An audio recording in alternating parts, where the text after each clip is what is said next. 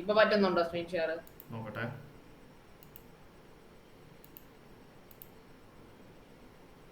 Okay, ഇപ്പൊ screen share ആവുന്നില്ലേ?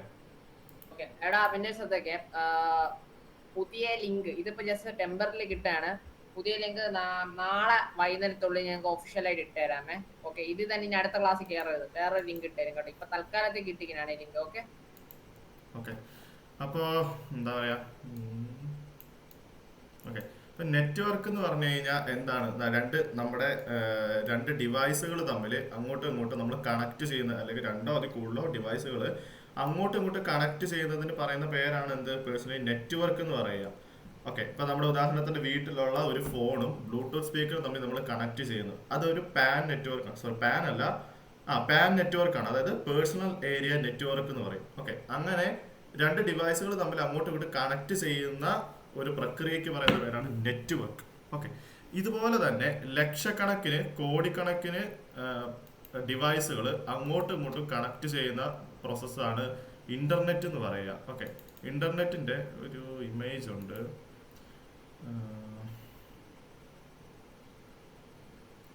ഇന്റർനെറ്റിന്റെ സ്ട്രക്ചറിന്റെ ഒരു ഇമേജ് ഉണ്ടായിരുന്നല്ലോ. ഓക്കെ, ഈ ഒരു ഇമേജ് കണ്ട, ഇത് നമ്മുടെ കാണാൻ പറ്റുന്നുണ്ടോ? ഹലോ, ഓക്കെ ഓക്കെ, ഇത് കണ്ടോ? നമ്മൾ ഈ സ്പേസിലൊക്കെ നമ്മുടെ ഗാലക്സീന്റെ ഒക്കെ വ്യൂ കാണുന്ന പോലത്തെ ഒരു ഫോട്ടോ ഉണ്ടാവും.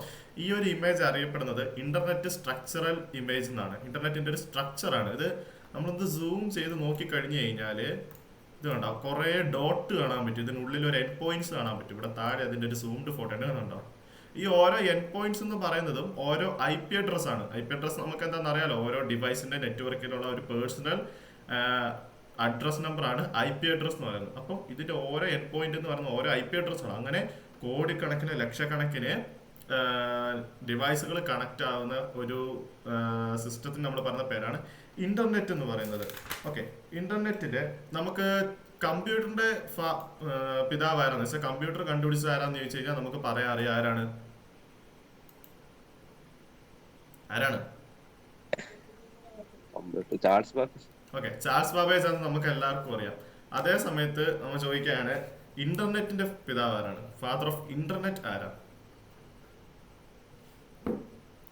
ഫാദർ ഓഫ് ഇന്റർനെറ്റ് എന്ന് പറയുന്നത് വിൻസ് സർഫ് എന്ന് പറഞ്ഞിട്ട് ഉള്ള ഒരു സയന്റിസ്റ്റ് ആണ്, ഒരു അമേരിക്കൻ സയന്റിസ്റ്റ് ആണ് വിൻസ് സർഫ് എന്ന് പറഞ്ഞിട്ട്.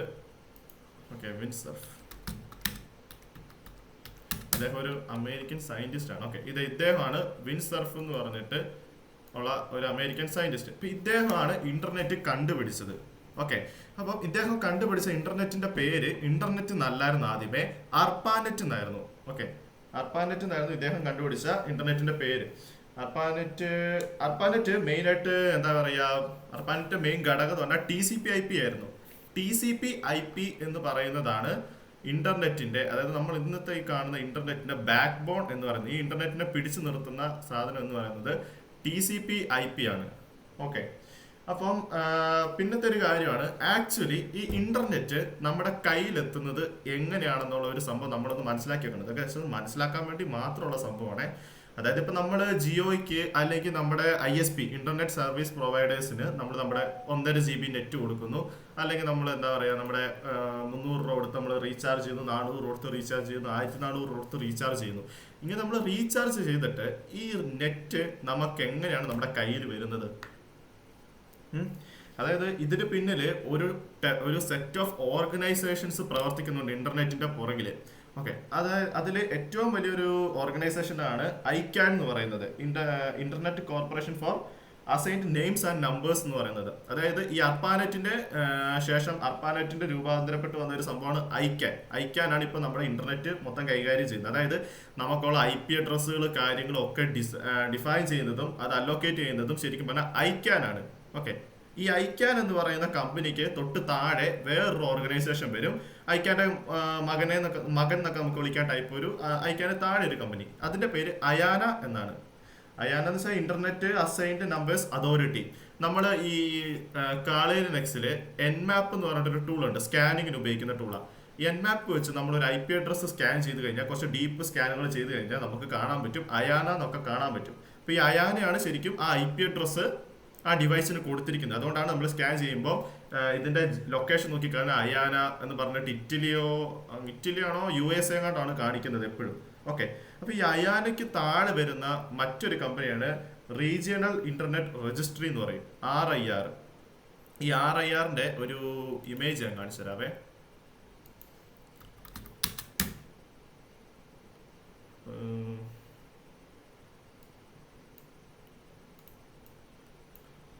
RIRന്റെ ഒരു ഇമേജ് ഉണ്ട്. ഓക്കെ, ഇത് നിങ്ങൾ കാണുന്നുണ്ടോ? ഇതാണ് RIRന്റെ ഒരു എന്താ ഇമേജ് വരാത്തെ. ഒന്ന് റീഫ്രഷ് ചെയ്തു, റീലോഡ് ചെയ്തു. Okay, RIR. അപ്പൊ മൊത്തത്തില് 1 2 3 4 5 RIRകളാണ് നിലവില് ഉള്ളത്. ഓക്കെ, ഈ RIR എന്ന് പറഞ്ഞാൽ റീജിയണൽ ഇന്റർനെറ്റ് രജിസ്ട്രി. അതായത് ഒരു റീജിയണ് മൊത്തത്തില് ഈ പറയുന്ന ഇന്റർനെറ്റ് സേവനങ്ങൾ ലഭ്യമാക്കുക, IP അഡ്രസ്സുകൾ അലോക്കേറ്റ് ചെയ്യുക എന്ന് പറയുന്നത് ഈ RIRകളിലെ ജോലിയാണ്. ഇപ്പൊ നമ്മുടെ ഏഷ്യ ഭാഗത്ത് നിങ്ങൾക്ക് ഇവിടെ ഒരു കളർ കാണാം, വയലറ്റ് കളറിൽ കാണുന്നുണ്ടോ?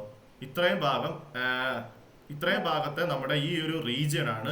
ഈ റീജിയനിലേക്കുള്ള ഇന്റർനെറ്റും IP അഡ്രസ്സും കാര്യങ്ങളും അലോക്കേറ്റ് ചെയ്യുന്ന RIRന്റെ പേരാണ് ആപ്നിക് എന്ന് പറയും. ആപ്നിക് എന്ന് പറഞ്ഞാൽ Asian Pacific network information centre. Okay, അങ്ങനെ നമ്മുടെ ആപ്നിക് ആണ് നമ്മുടെ ഈ ഒരു റീജിയനിലേക്കുള്ള ഇന്റർനെറ്റും കാര്യങ്ങളും ഒക്കെ ഡിഫൈൻ ചെയ്യുന്നത്. ഈ പറയുന്ന ആപ്നിക്കിന് താഴെ ഇനി ഒരു കമ്പനിയും കൂടി ഉണ്ട്, ഐറിൻ എന്ന് പറയും, Indian registry for internet names and numbers. Okay, IRINN എന്ന് പറഞ്ഞിട്ടൊരു കമ്പനിയുണ്ട്. ഈ ഐറിന്റെ താഴെയാണ് ആര് വരുന്നത്?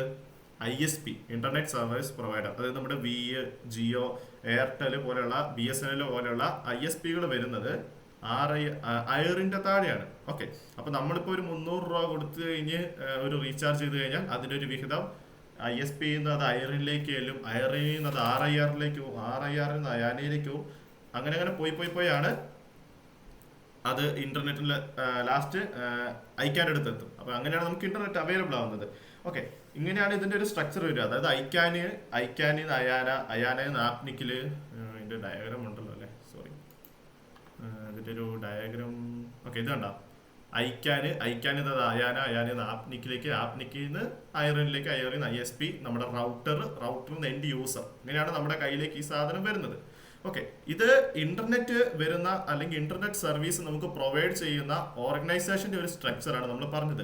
ബട്ട് ആക്ച്വലി ഇന്റർനെറ്റ് എന്ന് പറയുന്നത് നമ്മുടെ കയ്യിലോട്ട് എങ്ങനെയാണ് വരുന്നത്? അതായത് 1 GB ഡാറ്റ, 2 GB ഡാറ്റ എങ്ങനെയാണ് നമ്മുടെ കയ്യിലോട്ട് എത്തുന്നത്? ഇപ്പൊ നമ്മൾ മൊബൈലിൽ യൂസ് ചെയ്യുന്നത് വയർലെസ് ആയിട്ടാണ്. ഇപ്പം എന്താ പറയാ, മോസ്റ്റ് ഓഫ് ദി പീപ്പിളും കരുതിയിരിക്കുന്നത് ഇന്റർനെറ്റ് എന്ന് പറയുന്നത് വയർലെസ് ആണെന്നാണ്.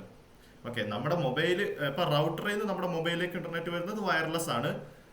മിക്ക സ്ഥലത്ത് നമ്മളിപ്പോൾ അല്ലാതെ വൈഫൈ അല്ല ഉപയോഗിക്കുന്നെങ്കിൽ പോലും ടവറിൽ നിന്ന് വയർലെസ് ആയിട്ടാണ് നമുക്ക് നെറ്റ് വരുന്നത്. പക്ഷേ ആക്ച്വലി ഇന്റർനെറ്റ് പാസ് ആവുന്നത് എന്ന് പറയുന്നത് വയറാണ്. ഓക്കെ, സബ്മറൈൻ കേബിൾ എന്ന് പറഞ്ഞിട്ട് ഒരു കേബിൾ ഉണ്ട്, സബ്മറൈൻ കമ്മ്യൂണിക്കേഷൻ കേബിൾ എന്ന് പറഞ്ഞിട്ടൊരു കേബിൾ. അത് നിങ്ങൾ ചിലപ്പം കേട്ടിട്ടുണ്ടാവും. സബ്മറൈൻ കമ്മ്യൂണിക്കേഷൻ കേബിൾ എന്ന് പറഞ്ഞിട്ടൊരു കേബിൾ കാണിച്ചു തരാം. ഓക്കെ, സബ്മറൈൻ കേബിളിന്റെ ഒരു മാപ്പും. ഓക്കെ, ഇതാണ് സബ്മറൈൻ കേബിളിന്റെ ഒരു മാപ്പ്. അതിന് മുമ്പ് നിങ്ങൾക്ക് സബ്മറൈൻ കേബിളിന്റെ ഫോട്ടോ കാണിച്ചു തരാം. ഓക്കെ, ഇത് കണ്ടോ, ഇങ്ങനെ കടലിനടിയിലൂടെ ഒരു കേബിൾ ഇട്ട് വെച്ചിട്ടുണ്ട് വേൾഡ് മൊത്തം. നിങ്ങൾക്ക് കാണാൻ പറ്റുന്നുണ്ടോ? ഇങ്ങനെ കുറെ കേബിളുകൾ കടലിനടിയിലൂടെ ഇട്ടിട്ടുണ്ട്. ഈ കേബിൾ വഴിയാണ് ആക്ച്വലി ഇന്റർനെറ്റ് പാസ് ആവുന്നത്. അതിനുശേഷം നമ്മുടെ കുറെ മാപ്പ് ഉണ്ട്, ഞാൻ ആ മാപ്പ് ഒന്നും കൂടി എടുത്ത് കാണിച്ചു തരാം. ഇതൊരു ഫൈബർ ഒപ്റ്റിക്കൽ കേബിൾ ആണ് ശരിക്കും ഈ പറയുന്ന കേബിൾ. ഇത് ഇത്രയും ലെയേഴ്സ് ഉള്ള ഒരു ഫൈബർ ഒപ്റ്റിക്കൽ കേബിൾ ആണ് എന്ത് ഈ സബ്മറൈൻ കേബിൾ എന്ന് പറയുന്നത്. ഈ സബ്മറൈൻ കേബിളുകൾ ഇതാണ് അതിന്റെ ഒരു ഇമേജ്. സൂം ചെയ്യാൻ പറ്റുന്നില്ലല്ലോ. ഓക്കെ, ഇത് കണ്ടോ? ഓ സോറി. ഓക്കെ, ഇതുപോലെ കുറെ ഇതിന്റെ ഓരോ സ്റ്റേഷൻസ് ഉണ്ടാവും. ഓരോ രാജ്യത്തും ഓരോ സ്ഥലത്തും ഇതിന് കുറെ സ്റ്റേഷൻസ് ഉണ്ട്. ഇതുപോലെ ഇപ്പൊ നമ്മുടെ ഇന്ത്യയിലാണെങ്കിൽ കൊച്ചിയില്, പിന്നെ വേറെ എവിടെയാണെന്ന് മാപ്പ് നോക്കിയാലേ പറയാൻ പറ്റുള്ളൂ, കൊച്ചിയിൽ ഇതിന്റെ ഒരു സ്റ്റേഷൻ വരുന്നുണ്ട്. അതുപോലെ കുറച്ച് സ്റ്റേഷൻസ് ഉണ്ട്. അപ്പൊ ഇതുപോലെയുള്ള സ്റ്റേഷനും വരെ ഈ കേബിൾ ചെന്നിട്ട് അവിടുന്ന് ഇത് ISPയിലോട്ട് ചെല്ലും. ISP ഇങ്ങോട്ട് കംപ്ലീറ്റ് വയർലെസ് ആയിരിക്കും. പക്ഷെ ISP വരെയും ഈ കേബിൾ പോകുന്നത് എങ്ങനെയാ? വയേർഡ് ആയിട്ടാണ് നമ്മുടെ ഇന്റർനെറ്റ് പാസ് ആവുന്നത്. അതിനുശേഷമാണ് ഇത് വയർലെസ് ആയിട്ട് നമ്മുടെ അടുത്തേക്ക് ഇന്റർനെറ്റ് എത്തുന്നതെന്ന് പറയുന്നത്. ഓക്കെ, പിന്നെ ഈ കേബിളിന് ഒരു പ്രത്യേകതയുണ്ട്. ഈ കേബിള് ഇപ്പൊ നമുക്കിപ്പോ കൊച്ചിയിൽ ഒരു സ്റ്റേഷൻ ഉണ്ടെന്നറിയാം, അല്ലെങ്കിൽ അടുത്ത സ്ഥലത്ത് ഒരു സ്റ്റേഷൻ ഉണ്ടെന്ന് അറിയാമെങ്കിൽ പോലും എക്സാക്ട് ഇതിന്റെ സ്റ്റേഷൻ എവിടെയാണെന്ന് എവിടെയും ഡിസ്ക്ലോസ് ചെയ്തിട്ടില്ല. ഇത് ഹൈഡ് ആക്കിയിട്ടാണ് വെച്ചിരിക്കുന്നത്. അതിന് കാരണം എന്താണെന്ന് വെച്ച് കഴിഞ്ഞാല് ഈ കേബിളിന് എന്തെങ്കിലും ഡാമേജ് പറ്റിക്കഴിഞ്ഞ് കഴിഞ്ഞാൽ ആ ഒരു എൻറ്റയർ സിറ്റിയിലോട്ടോ അല്ലെങ്കിൽ ആ ഒരു കൺട്രിയിലോട്ടോ ഉള്ള നെറ്റ്വർക്ക് പോയിട്ടുണ്ടാകും. കാരണം ഞാൻ പറഞ്ഞു ഈ കേബിൾ വഴിയാണ് നമുക്ക് നെറ്റ് വരുന്നത്. പക്ഷേ എന്തെങ്കിലും പറ്റിയെന്ന് പറഞ്ഞാൽ ഉടനെ നെറ്റ് പോകുന്നല്ല. ഇപ്പൊ ഒരു കേബിളിന് ഒരു ഡാമേജ് പറ്റിയാൽ പോലും അത് റിപ്പയർ ചെയ്യുന്നതിന് മുമ്പായിട്ട് അത് ആ ഒരു ടൈമിനുള്ളിൽ ഇവരെന്ത് ചെയ്യും, ഇന്റർനെറ്റ് അടുത്ത കേബിൾ വഴി റീറൗട്ട് ചെയ്യും, കുറെയൊക്കെ സാറ്റലൈറ്റ് വഴി റീറൗട്ട് ചെയ്ത് തരും. എങ്കിൽ പോലും ഒരു കേബിളിന് വരുന്ന നഷ്ടം അല്ലെങ്കിൽ ഒരു കേബിളിന് എന്തെങ്കിലും പരിക്ക് പറ്റാന്ന് പറയുന്നത് അത് നികത്തൽ ഭയങ്കര നഷ്ടമാണ്. കാരണം ഓരോ മിനിറ്റിന് അവർക്ക് വരുന്ന നഷ്ടങ്ങൾ എന്ന് പറയുന്നത് വളരെ വലുതാണ്. അതുകൊണ്ട് തന്നെ ഇപ്പൊ നമുക്കിപ്പോ ഒരു രാജ്യത്തോട് എന്തെങ്കിലും ശത്രുത ഉണ്ടാവുക അല്ലെങ്കിൽ അങ്ങനത്തെ എന്തെങ്കിലും പേഴ്സണൽ റിവെഞ്ചിന്റെ പേരിൽ നമുക്ക് വേണം ഈ നെറ്റ്വർക്ക് ഇല്ലാണ്ടാക്കി കളയാൻ എന്ത് ചെയ്താൽ മതി, ഈ സബ്മറൈൻ കേബിളിന് ഡാമേജ് വരുത്തിയാൽ മതി. അതുകൊണ്ട് തന്നെ ഈ സബ്മറൈൻ കേബിൾ എവിടെ ഉണ്ടെന്ന് എവിടെയും ഡിസ്ക്ലോസ് ചെയ്തിട്ടില്ല, ഇത് ഇതിലൂടെയാണ് പോകുന്നതെന്ന്. ഈ അടുത്ത് നമ്മുടെ ഈ യുദ്ധമൊക്കെ നടന്ന സമയത്ത് സബ്മറൈൻ കേബിൾസിനൊക്കെ പരിക്കുകൾ പറ്റുന്നുണ്ട്, അത് യുദ്ധം ആയതുകൊണ്ട് റിപ്പയർ ചെയ്യാൻ പറ്റുന്നില്ല, നെറ്റ്വർക്ക് ഒക്കെ പോകുന്നു പറഞ്ഞ് കുറെ ഫേക്ക് ന്യൂസസ് ഒക്കെ ഇറങ്ങിയായിരുന്നു. നിങ്ങൾ കണ്ടോന്ന് അറിയത്തില്ല. അപ്പം ഈ സബ്മറൈൻ കേബിളിന് ഡാമേജസ് വരും. കാരണം ഞാൻ പറഞ്ഞു ഇത് എവിടെയാണെന്ന് ആർക്കും അറിയത്തില്ലാത്തത് കൊണ്ട് തന്നെ ആരെങ്കിലും എന്തെങ്കിലുമൊക്കെ ചെയ്യുമ്പോൾ ഈ കേബിള് നശിക്കുന്നത് സ്വാഭാവികമാണ്. പണ്ട് എവിടെയാണെന്ന് എനിക്ക് അറിയത്തില്ല, ഒരു രാജ്യത്ത് ഇതുപോലെ ഒരു പുള്ളി ഒരു സ്ഥലത്ത് എന്തോ കുഴിച്ചുകൊണ്ടിരുന്ന സമയത്ത് ഇതുപോലെ ഒരു കേബിള് ഡാമേജ് പറ്റിട്ട് ആ എൻറ്റയർ സിറ്റിയിലോട്ട് നെറ്റ്വർക്ക് ഇല്ലാണ്ടായി. ഈ നെറ്റ്വർക്ക് ഇല്ലാണ്ടാവുക എന്ന് പറഞ്ഞു കഴിഞ്ഞാൽ നമ്മൾ ഒരിക്കലും ചിന്തിക്കരുത് നമുക്ക് വാട്സപ്പ് ഫേസ്ബുക്കും ആണ് ഉപയോഗിക്കാൻ പറ്റാതെ വരിക എന്ന്. ഇത് 2026 നമ്മുടെ എല്ലാ കമ്മ്യൂണിക്കേഷൻ സിസ്റ്റങ്ങളും വർക്ക് ആവുന്നത് അല്ലെങ്കിൽ എല്ലാ സിസ്റ്റവും വർക്ക് ആവുന്നത് ഇന്റർനെറ്റ് ത്രൂ ആണ്. ഇപ്പൊ റേഷൻ കടയിൽ അരി മേടിക്കണമെങ്കിൽ പോലും നമുക്ക് ഇന്റർനെറ്റ് വേണം. നമ്മുടെ മെഡിക്കൽ സിസ്റ്റം ആയിക്കോട്ടെ, നമ്മുടെ എയർലൈൻസ് ആയിക്കോട്ടെ, റെയിൽവേ ആയിക്കോട്ടെ, നമ്മുടെ ഓരോരുത്തരുടെ പേഴ്സണൽ യൂസേജ് ആയിക്കോട്ടെ, ഇപ്പൊ ഞാൻ പറഞ്ഞ റേഷൻ കടയിൽ പോകണമെങ്കിൽ പോലും ഇന്റർനെറ്റ് വേണം. അപ്പൊ ഇന്റർനെറ്റ് ഇല്ലാണ്ടാവുക എന്ന് പറയുന്നത് ഒരു എൻറ്റയർ സിറ്റിനെ അല്ലെങ്കിൽ ഒരു രാജ്യത്തെ ഏറ്റവും കൂടുതൽ ക്രൈസിസിൽ എത്തിക്കുന്ന ഒരു സംഭവമാണ് ഇന്നത്തെ കാലഘട്ടത്തിൽ. ഓക്കെ, അപ്പം ഇതാണ് ഇന്റർനെറ്റിന്റെ ഇന്നത്തെ ഒരു ആവശ്യകത എന്ന് പറയുന്നത്. അപ്പം ഈ സബ്മറൈൻ കേബിൾസിന് മെയിൻ ആയിട്ട് പരിക്കുകൾ പറ്റുന്നത് എങ്ങനെയാന്ന് വെച്ച് കഴിഞ്ഞാല് ഇപ്പൊ ഈ ഷിപ്പുകള് നങ്കൂരം ഇടുമ്പോൾ, നങ്കൂരം എന്ന് പറഞ്ഞാൽ അറിയാലോ, ഈ ഷിപ്പ് നിർത്തുമ്പോൾ ഒരു വലിയ സാധനങ്ങൾ താത്തിയിടും കപ്പല് അവിടെ തന്നെ നിൽക്കാൻ വേണ്ടി. അപ്പൊ ഈ നങ്കൂരം ഇടുമ്പോൾ ഒക്കെ ചിലപ്പോൾ ഈ കേബിളിന് അപകടം പറ്റും. അതുപോലെ മീൻപിടുത്തക്കാര് ബോട്ട് കാര്യങ്ങൾ ഇട്ട് അങ്ങനത്തെ എന്തെങ്കിലും കാര്യങ്ങൾ കൊണ്ട് ചിലപ്പോൾ ഈ കേബിൾസിന് ഡാമേജ് വരും.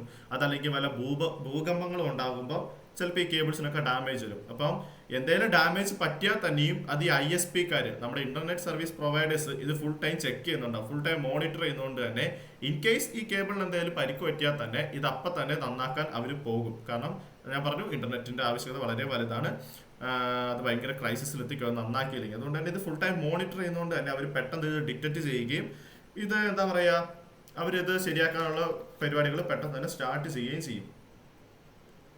ഓക്കെ, അപ്പൊ ഇതുപോലെ ഞാനിപ്പോ പറഞ്ഞു നമുക്ക് നമ്മുടെ ഡെയിലി യൂസേജിനുള്ള ഡാറ്റാസ്, നമ്മുടെ പേഴ്സണൽ ആവശ്യങ്ങൾ, എയർലൈൻസ്, മെഡിക്കല്, ബാങ്കിങ് സേവനങ്ങൾ, സ്കൂളിലെ സേവനങ്ങൾ, മറ്റ് എക്സാമിന്റെ കാര്യങ്ങൾ, ഇതുപോലെ ഒരു ലാർജ് എമൗണ്ട് ഓഫ് ഡാറ്റ ഇന്റർനെറ്റിലൂടെ പാസ് ആവുന്നുണ്ട്. ഓക്കെ, എടാ രണ്ടുപേരും ക്യാമറ ഓൺ ആക്കാത്തപ്പോൾ എനിക്കെന്തോ ഞാനിത് എന്നോട് തന്നെ പറയുന്ന പോലെ, കാരണം ഇവിടെ ഞാൻ മാത്രമേ ക്യാമറ ഓൺ ആക്കിയിട്ടുള്ളൂ, ഞാൻ എൻ്റെ മുഖത്ത് നോക്കി പറയുന്ന പോലെ ഉണ്ട്. നിങ്ങളും കൂടി ഓൺ ആക്കുമോ, ഇല്ലെങ്കിൽ എനിക്കൊരു ഇതുണ്ടാവില്ല.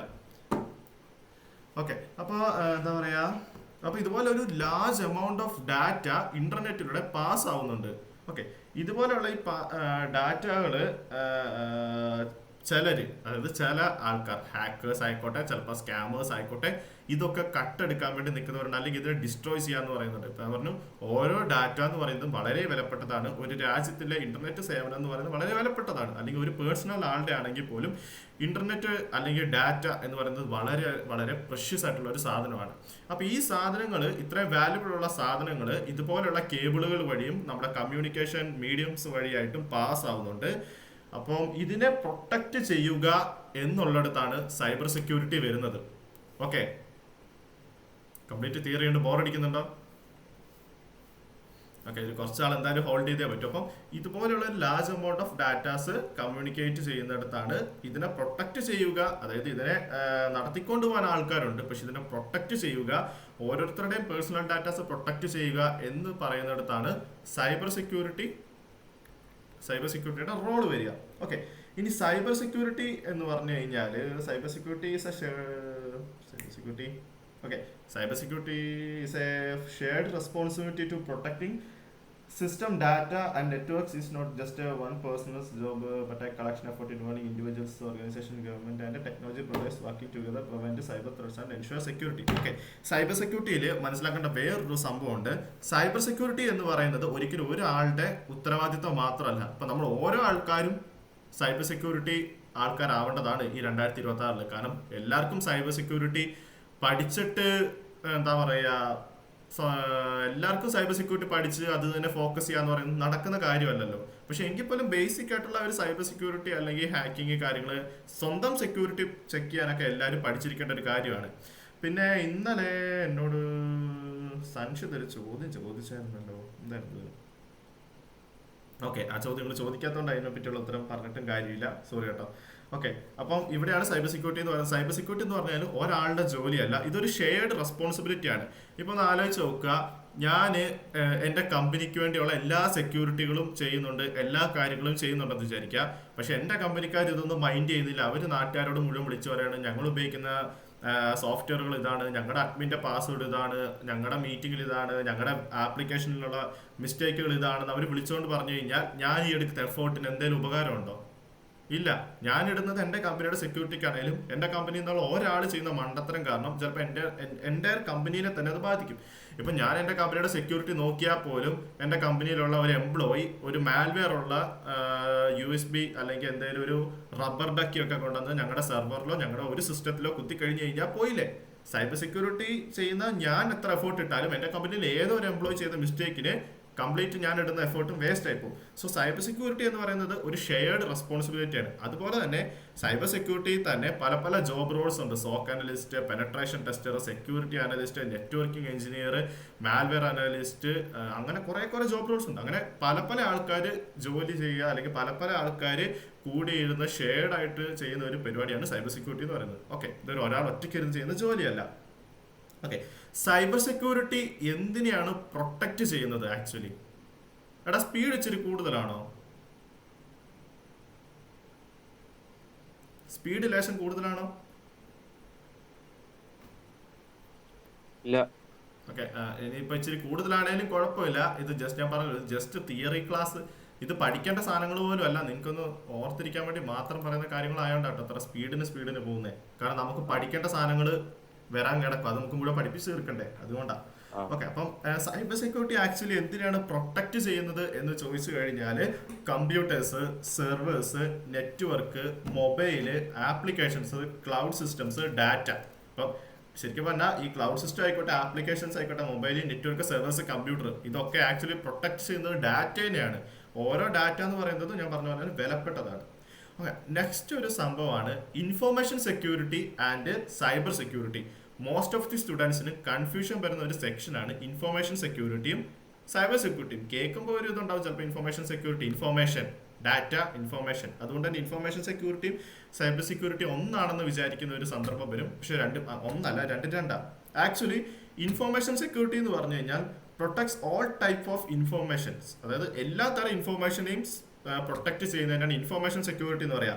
അതിപ്പോൾ ഡിജിറ്റൽ ആകാം, ഫിസിക്കൽ ആവാം, വെർബൽ ആവാം, ഡോക്യുമെന്റ്സ് ആവാം. അതായത് ഇപ്പം എന്താ പറയുക, ഇപ്പം നമ്മുടെ നമ്മുടെ വെബ് ആപ്ലിക്കേഷൻസ് അതൊരു ഡിജിറ്റൽ ആയിട്ടുള്ള ഒരു ഇൻഫോർമേഷൻ ആണ്. അല്ലെങ്കിൽ നമ്മൾ അയക്കുന്ന ഇമെയിൽസ് അത് ഡിജിറ്റലാണ്. അതുപോലെ തന്നെ നമ്മൾ അയക്കുന്ന ഫിസിക്കൽ ഡാറ്റാസ്, നമ്മുടെ സെർവേഴ്സ്, നമ്മുടെ കമ്പ്യൂട്ടേഴ്സ്, ഇതൊക്കെ ഫിസിക്കൽ ആയിട്ടുള്ള അസറ്റ്സ് ആണ്. ഇതിനെ പ്രൊട്ടക്ട് ചെയ്യുക. വെർബൽ എന്ന് പറഞ്ഞു കഴിഞ്ഞാൽ നമ്മളിപ്പോൾ ഒരു എന്താ പറയുക, ഒരു കോൺഫിഡൻഷ്യൽ മീറ്റിംഗ് കൂടുക. ഈ കോൺഫിഡൻഷ്യൽ മീറ്റിങ്ങിലുള്ള കാര്യങ്ങൾ പുറത്തു പോകാതെ നോക്കുക എന്ന് പറയുന്നത് എന്താണ്? അതൊരു ഇൻഫോർമേഷൻ സെക്യൂരിറ്റിയാണ്. അതുപോലെ തന്നെ ഡോക്യുമെന്റ്സ്, നമ്മുടെ ബാങ്കിലുള്ള രേഖകൾ, കാര്യങ്ങളൊക്കെ നമ്മൾ ലോക്കറിലിട്ട് പൂട്ടുക എന്ന് പറയുന്നത് ഒരു ഇൻഫോർമേഷൻ സെക്യൂരിറ്റിയുടെ ഭാഗമാണ്. പക്ഷേ സൈബർ സെക്യൂരിറ്റി എന്ന് പറഞ്ഞു കഴിഞ്ഞാൽ കംപ്ലീറ്റ് എന്താ പറയുക, ഡിജിറ്റൽ ആയിട്ടുള്ള കാര്യങ്ങൾ മാത്രം അതിനെ പ്രൊട്ടക്ട് ചെയ്യുന്ന പരിപാടിയാണ് സൈബർ സെക്യൂരിറ്റി എന്ന് പറയുന്നത്. ഓക്കെ, പിന്നെ വേറൊരു സംഭവമുണ്ട്. നിങ്ങളോട് ഞാനത് പറഞ്ഞില്ല, അത് ഇൻട്രൊഡക്ഷനിൽ പറയേണ്ടതായിരുന്നു. അതായത് നമ്മൾ ബാക്കിയുള്ള ഏത് ഒരു ജോബ് റോൾ വേണേലും നോക്കിക്കോളുക ഡിജിറ്റലി. ഇപ്പൊ വെബ് ഡെവലപ്പർ ആണെന്ന് വിചാരിക്കുക. വെബ് ഡെവലപ്പറിന് വെബ് ഡെവലപ്മെന്റ് മാത്രം പഠിച്ചാൽ മതി, അല്ലെങ്കിൽ ആപ്പ് ഡെവലപ്പറിന് ആപ്പ് ഡെവലപ്മെന്റ് മാത്രം പഠിച്ചാൽ മതി. നെറ്റ്വർക്ക് എഞ്ചിനീയർ ആണ് നെറ്റ്വർക്കിംഗ് മറ്റു കാര്യങ്ങളും, ഫയർവാള് കാര്യങ്ങൾ, പ്രോട്ടോകോൾസ്, അങ്ങനത്തെ നെറ്റ്വർക്കിങ്ങിന്റെ കാര്യങ്ങൾ മാത്രം പഠിച്ചാൽ മതി. പക്ഷേ സൈബർ സെക്യൂരിറ്റി എന്ന് പറയുന്നത് എന്താണ്? എവിടെയൊക്കെ ഇന്റർനെറ്റ് ഉണ്ടോ അവിടെയൊക്കെ നമ്മൾ സൈബർ സെക്യൂരിറ്റിയുടെ ആൾക്കാരുണ്ടാവും. അതുകൊണ്ട് തന്നെ ഒരു സൈബർ സെക്യൂരിറ്റി അനലിസ്റ്റിന് നല്ലൊരു സൈബർ സെക്യൂരിറ്റി അനലിസ്റ്റ് ആവാന്ന് പറഞ്ഞാൽ എവിടെയൊക്കെ നെറ്റ്വർക്ക് ഉണ്ടോ അതൊക്കെ പഠിക്കണം. നമ്മൾ നെറ്റ്വർക്കിംഗ് പഠിക്കണം, വെബ് ആപ്ലിക്കേഷൻസ് പഠിക്കണം, ആപ്പ് ഡെവലപ്മെന്റിന്റെ കാര്യങ്ങൾ ബേസിക്. ഇതൊന്നും അത്ര തെറവാക്കണം എന്നല്ല, പക്ഷെ ഇതിന്റെയൊക്കെ ബേസിക്സ് നമ്മൾ അറിഞ്ഞിരിക്കണം. അതുപോലെ തന്നെ എന്താ പറയാ, ഇതുപോലെ IoT കാര്യങ്ങൾ, IoTയിലെ കാര്യങ്ങൾ, ഇതുപോലത്തെ എല്ലാ കാര്യങ്ങളും നമ്മൾ പഠിച്ചിരിക്കണം. കാരണം ഇതിലൂടെയൊക്കെ ഇന്റർനെറ്റ് പാസ്സാകുമോ ഇതൊക്കെ നമ്മൾ പഠിച്ചു വെച്ചിരിക്കണം.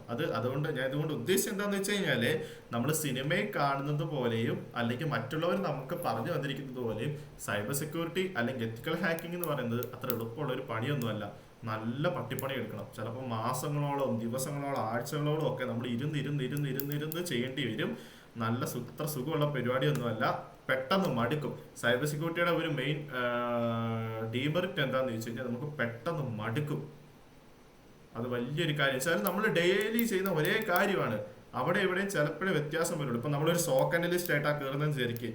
നമ്മൾ ഡെയിലി ചെയ്യുന്നത് ലോഗ്സ് ചെക്ക് ചെയ്യുക, മെയിൽസ് ചെക്ക് ചെയ്യുക, ഇതൊക്കെ തന്നെ നമ്മൾ ഡെയിലി ചെയ്തുകൊണ്ടിരിക്കുന്നത്. അപ്പോൾ ഭയങ്കരമായിട്ട് ബോർ അടിക്കുന്ന ഒരു സെക്ഷനാണ്.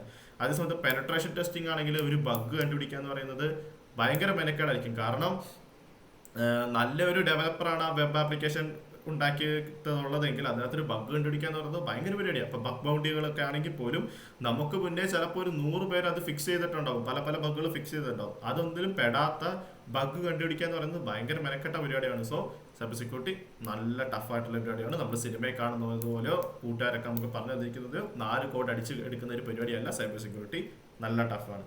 ഓക്കെ, അപ്പം നെക്സ്റ്റ് ഒരു സംഭവമാണ് digital assets, personal digital assets. Okay, ഈ പേഴ്സണൽ ഡിജിറ്റൽ അസറ്റ്സ്, അതായത് ഡിജിറ്റൽ അസറ്റ്സ് എന്തുകൊണ്ടാണ് മാറ്റർ ആവുക, അതായത് എന്തുകൊണ്ടാണ് ഒരു ഡിജിറ്റൽ അസറ്റ് ഞാൻ നേരത്തെ പറഞ്ഞു സൈബർ സെക്യൂരിറ്റി എന്ന് പറയുന്നത് ഡിജിറ്റൽ അസറ്റ്സിനെ പ്രൊട്ടക്ട് ചെയ്യാനുള്ള ഒരു സിസ്റ്റത്തിനെയാണ്. ഓക്കെ, ഒരു എൻവയോൺമെന്റ് ആണ് സൈബർ സെക്യൂരിറ്റി. എന്തൊക്കെയാണ് ഡിജിറ്റൽ അസറ്റ്സ് എന്ന് നമ്മൾ ആദ്യം തിരിച്ചറിയാം. പേഴ്സണൽ ഡിജിറ്റൽ അസറ്റ്സ് എന്തൊക്കെയാണ്? നമ്മുടെ ഓരോരുത്തരുടെയും പേഴ്സണൽ ആയിട്ടുള്ള ഡിജിറ്റൽ അസറ്റ്സ് എന്ന് പറയുന്നത് പേഴ്സണൽ ഡാറ്റ, അതായത് Aadhaar card, pan card, bank details, passwords, social media accounts, അതുപോലെയുള്ള സോഷ്യൽ മീഡിയ റെക്കോർഡ്സ്, ഇതുപോലെയുള്ള കാര്യങ്ങളൊക്കെ നമ്മുടെ പേഴ്സണൽ ഡിജിറ്റൽ അസറ്റ്സ് ആണ്. അതുപോലെ തന്നെ ഓർഗനൈസേഷണൽ ലെവൽ ആയിട്ടുള്ള ചില ഡിജിറ്റൽ അസറ്റ്സ് ഉണ്ട്. അതായത് എന്താ പറയുക, നമ്മുടെ കസ്റ്റമറിന്റെ database, HR records, financial records, emails, servers, cloud infrastructure, ഇതുപോലെയുള്ള ഓർഗനൈസേഷണൽ ലെവലായിട്ടുള്ള ഡിജിറ്റൽ അസറ്റ്സും ഉണ്ട്. അപ്പോൾ ഇതിനൊക്കെ പ്രൊട്ടക്ട് ചെയ്യും. ഇതൊക്കെയാണ് ഡിജിറ്റൽ അസറ്റ്സ്. അപ്പോൾ എന്തുകൊണ്ടാണ് ഡിജിറ്റൽ അസറ്റ്സ് ഒക്കെ മാറ്റർ ആവുക, അല്ലെങ്കിൽ എന്തുകൊണ്ടാണ് ഇതിനെയൊക്കെ നമ്മൾ സംരക്ഷിക്കേണ്ടി വരിക എന്ന് ചോദിച്ചു കഴിഞ്ഞു കഴിഞ്ഞാൽ, കാരണം ഇതൊക്കെ ഫിനാൻഷ്യലി വാല്യൂബിൾ ആണ്, ലീഗൽ വാല്യൂ ഉള്ളതാണ്, റെപ്യൂട്ടേഷൻ വാല്യൂ ഉള്ളതാണ്. റെപ്യൂട്ടേഷൻ എന്ന് പറഞ്ഞു കഴിഞ്ഞു കഴിഞ്ഞാൽ ഇപ്പോൾ പേഴ്സണൽ ഡാറ്റയുടെ കാര്യത്തിൽ പറയുവാണെങ്കിൽ, ഇപ്പോൾ ഒരു പെൺകുട്ടിയുടെ ഒരു മോർഫഡ് ആയിട്ടുള്ള വീഡിയോ, ഇപ്പോൾ നമുക്കറിയാം എയുടെ കാലമാണ്, ഡീപ് ഫേക്കിന്റെ കാലമായിട്ടാണ്, ഇഷ്ടംപോലെ കേസുകൾ നടക്കുന്നുണ്ട്. അല്ല ഒരു പെൺകുട്ടിയുടെ ആൺകുട്ടിയുടെയോ ഒരു മോർഫഡ് വീഡിയോ, അല്ലെങ്കിൽ നമുക്കറിയാലോ ഇന്നത്തെ ചില മെനഘട്ട കാമുകന്മാരൊക്കെ കാണിക്കുന്ന അറിയാലോ, വീഡിയോ കോളൊക്കെ ചെയ്തിട്ട് ഇത് പബ്ലിഷ് ചെയ്യുക. ആ പെൺകുട്ടിയുടെ റെപ്യൂട്ടേഷൻ എന്നെ ബാധിക്കുന്നതാണ് അത്. അപ്പോൾ ആ പെൺകുട്ടിയുടെ റെപ്യൂട്ടേഷനെ ബാധിക്കുന്നത് കൊണ്ട് തന്നെ ആ പെൺകുട്ടിക്ക് സൈബർ സെല്ലിൽ പോവുക അല്ലെങ്കിൽ മറ്റ് സഹായങ്ങൾ തേടുകയൊക്കെയാണ് പിന്നെ ഒരു വഴി. അതുപോലെ തന്നെ നമ്മുടെ ഇൻസ്റ്റാഗ്രാം അക്കൗണ്ടുകൾ പലരും ഹാക്ക് ചെയ്യപ്പെടുന്നൊക്കെ കാണും. പിന്നെ ലീഗൽ വാല്യൂസ്, ഫിനാൻഷ്യൽ വാല്യൂ, നമുക്കറിയാം ഇഷ്ടംപോലെ സ്കാമുകൾ നടക്കുന്നുണ്ട്. പണ്ടൊക്കെ ഉണ്ടായിരുന്ന ഡിജിറ്റൽ അസറ്റ്സ്, ഇതൊക്കെ ഫിനാൻഷ്യൽ വാല്യൂ ആണ്. ഇതൊക്കെ പേഴ്സണൽ ഡിജിറ്റൽ അസറ്റ്സിനെ ബാധിക്കുന്നതാണ്. ഇതൊരു ഓർഗനൈസേഷനെ ബാധിക്കാന്ന് പറഞ്ഞു കഴിഞ്ഞാൽ, ഇപ്പൊ നമ്മൾ ഇൻസ്റ്റാഗ്രാമിന്റെ ഡാറ്റ ബ്രീച്ച്, ഈ അടുത്തൊരു ഡാറ്റ ബ്രീച്ച് ഉണ്ടായി. ഇൻസ്റ്റാഗ്രാമിനെ പോലെ എല്ലാവരും ഉപയോഗിക്കുന്ന ഇത്രയും വലിയ പ്രശസ്തമായ ഒരു കമ്പനിക്ക് ഡാറ്റ ബ്രീച്ച് ഉണ്ടാവുക എന്ന് പറയുന്നത് അവരുടെ റെപ്യൂട്ടേഷനെ ബാധിക്കുന്ന കാര്യമാണ്. കാരണം ഇത്രയും വലിയൊരു കമ്പനി, കോടിക്കണക്കിന് ലക്ഷക്കണക്കിന് ആൾക്കാർ ഉപയോഗിക്കുന്ന ഒരു കമ്പനിയുടെ ഡാറ്റ ബ്രീച്ച് ഉണ്ടാവുമെന്ന് പറഞ്ഞാൽ അവർ നമുക്ക് എന്ത് സെക്യൂരിറ്റിയാണ് തരുന്നത് എന്നാണ് ചോദ്യം. അതുപോലെ തന്നെ ആപ്പിളിന്റെ സിറിക്കെതിരെ ഒരു പേയ്മെന്റ് പെനാൽറ്റി വന്നത് നിങ്ങൾ ഓർക്കുന്നുണ്ടോ? ആപ്പിളിന്റെ സിറിക്ക് കാരണം നമ്മൾ നമ്മുടെ ഡാറ്റാസ് ലീക്ക് ആക്കുന്നു എന്ന് പറഞ്ഞിട്ടൊരു കേസ് വന്നിട്ടുണ്ടായിരുന്നു. ഒരു വർഷമായി എന്ന് തോന്നുന്നു ആ കേസ് വന്നിട്ട്. അതിന് ആപ്പിൾ എത്രയോ $1 മില്യൺ ആണ് പെനാൽറ്റി അടിക്കേണ്ടത്. കാരണം എന്താ, ഇത്രയും റെപ്യൂട്ടേഷൻ ഉള്ള ഒരു കമ്പനി, നമുക്കൊരു ഫോണിന് ഇത്ര പൈസ കൊടുക്കണം. അതുപോലെ ആപ്പിൾ എന്ന് പറഞ്ഞു കഴിഞ്ഞാൽ ഭയങ്കര സെക്യൂരിറ്റി ഉള്ള ഒരു ഫോൺ എന്നാണ് കോമൺലി അറിയപ്പെടുന്നത്. അങ്ങനെ ഒരു കമ്പനി ഇത്രയും നമ്മൾ വിശ്വസിച്ച് ഇത്രയും ഒരു റെപ്യൂട്ടേഷനിൽ നിൽക്കുന്ന കമ്പനി അവരുടെ സെക്യൂരിറ്റിയുടെ ഭാഗമായിട്ട് ഇത്രയും ചെറിയ കാര്യം പോലും ചെയ്യുന്നില്ല എന്ന് പറഞ്ഞു കഴിഞ്ഞപ്പോൾ അത് ആപ്പിളിന്റെ റെപ്യൂട്ടേഷനെ ഭയങ്കരമായിട്ട് ബാധിച്ചു. ലീഗൽ ഇഷ്യൂസ് വന്നു. കാരണം കസ്റ്റമേഴ്സ് അല്ലെങ്കിൽ നമ്മളെ പോലെയുള്ള യൂസേഴ്സിന്റെ ഡാറ്റാസ് ഇൻഫർമേഷൻസ് ആണ് ലീക്ക് ആയി പോകുന്നത്. അപ്പോൾ അതിനെതിരെ ലീഗൽ ഇഷ്യൂ വന്നു. അതുകൊണ്ടാണ് പെനാൽറ്റി അടിച്ചത്. അത് തന്നെയാണല്ലോ ഫിനാൻഷ്യൽ വാല്യൂ എന്ന് പറയുന്നത്. അവർക്ക് എത്ര $1 മില്യൺ ആണ് പെനാൽറ്റി കെട്ടിവെക്കേണ്ടത് വന്നത്. അപ്പോൾ ഒരു ഓർഗനൈസേഷനെ സംബന്ധിച്ച് അവരുടെ കസ്റ്റമേഴ്സിന്റെ അല്ലെങ്കിൽ ഓർഗനൈസേഷന്റെ ഡിജിറ്റൽ അസറ്റ്സ് സൂക്ഷിച്ചു വെക്കുക, സെക്യൂരിറ്റി നോക്കുക എന്ന് പറയുന്നത് ഭയങ്കര ഇമ്പോർട്ടൻ്റ് ആണ്. അതുകൊണ്ടാണ് നമ്മൾ സൈബർ സെക്യൂരിറ്റി ആൾക്കാരെ അവർ ഹയർ ചെയ്യുന്നത്. ഓക്കെ, വേറൊരു ട്രൂത്ത്ഫുൾ ആയിട്ടുള്ള ഒരു കാര്യം എന്താണെന്ന് വെച്ച് കഴിഞ്ഞാൽ എന്തുകൊണ്ടാണ് സൈബർ സെക്യൂരിറ്റി ജോബ് റോൾസ് ഇത്ര ഹൈ പെയ്ഡ് ആയിട്ട് നിൽക്കുന്നതെന്ന് അറിയാമോ? സൈബർ സെക്യൂരിറ്റി ജോബ് റോൾസ് നല്ല high paid job Rolls. Entry ലെവലിൽ ഇച്ചിരി സാലറി കുറവായിരിക്കും, പക്ഷെ അത്യാവശ്യം ചെന്ന് കഴിഞ്ഞാൽ നല്ല ഹൈ പാക്കേജ് കിട്ടും സൈബർ സെക്യൂരിറ്റി. അതിന്റെ റീസൺ എന്താണെന്ന് അറിയാമോ?